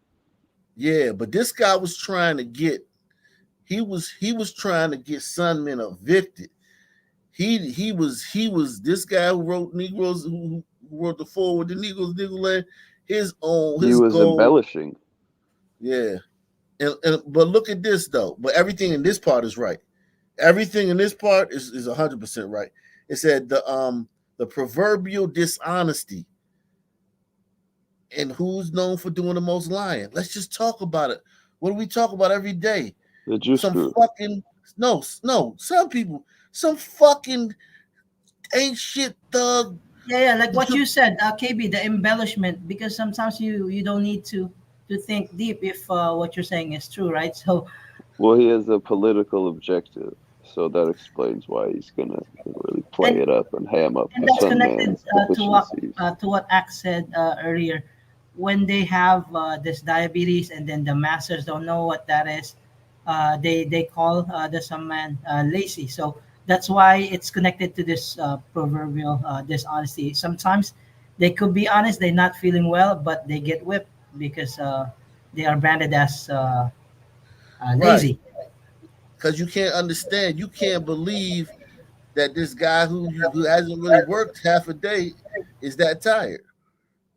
Yeah, but also some men are dishonest because it doesn't matter. You got to understand too. Like the truth doesn't really matter in the Sun Man mind. Like if you got like for instance, look at the stories we do. Whenever they talk to black people, now they talk to white liberals. White liberals do a lot of lying too, but you can tell that there's some turmoil when you hear when we hear these white liberals talking on these stories. You can see the turmoil where they're trying to fight with the truth. When Sun Men say it, they just spit it out. There's no fight with it. They just freely say, yeah, Pookie, who been terrorizing the community all the last 10 years, he was funny. He was the greatest person ever lived. Da da da da da. You know what I'm saying? Pookie. Yeah. Oh, man, the police is killing us. They're in a neighborhood where 70 people have been killed in 1 year. Literally, like Lawndale or Austin or Walnut Park in fucking St. Louis or any Frazier and Memphis, all these neighborhoods where 30, 40, 50 people are murdered a year. You go around there and you ask the people what's the biggest problem. What do they say? The police. They're lying, but they're lying so easily. There's no turmoil in it. That it's like you don't really look at their lie the same way as you look at somebody else. They're not fighting with themselves. There's no angst. There's no like, oh shit, let me word this right. He just fly right off the tongue. His predisposition to fabricate falsehoods and his apathetic indifference to all propositions and enterprises of solid merit.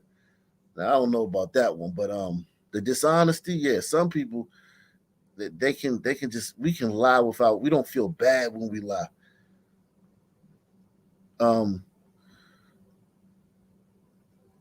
Yeah, but I get to the rest of this shit another day. Merry Christmas, everybody, man. Enjoy your Christmas. I hope we got 300 likes. I don't know if we did, man. But yeah, man, the last hour been a history lesson, man. Gotta fucking cut that up, man. It's a Christmas miracle. There's 300,000 likes. Oh shit! Wow. Is it still the 300,000 or did it go back to the normal? Oh wow, it just went back to 354. Now it's at 1 million. Okay. Only 252 likes, and then we have 350 on in the building. I'm telling you guys, these people are terrible. They don't hit the like button. Nah, they did good. You gotta understand how good that is. Like that's probably the most likes we got 267. I see 267. Man, I like this video with my 11 YouTube accounts. So maybe it's just 240 or 200 something. Salute, man. Salute to you, man. Yeah, it's only 267, but yeah, man. Same bad time, same bad channel. Merry Christmas to everybody.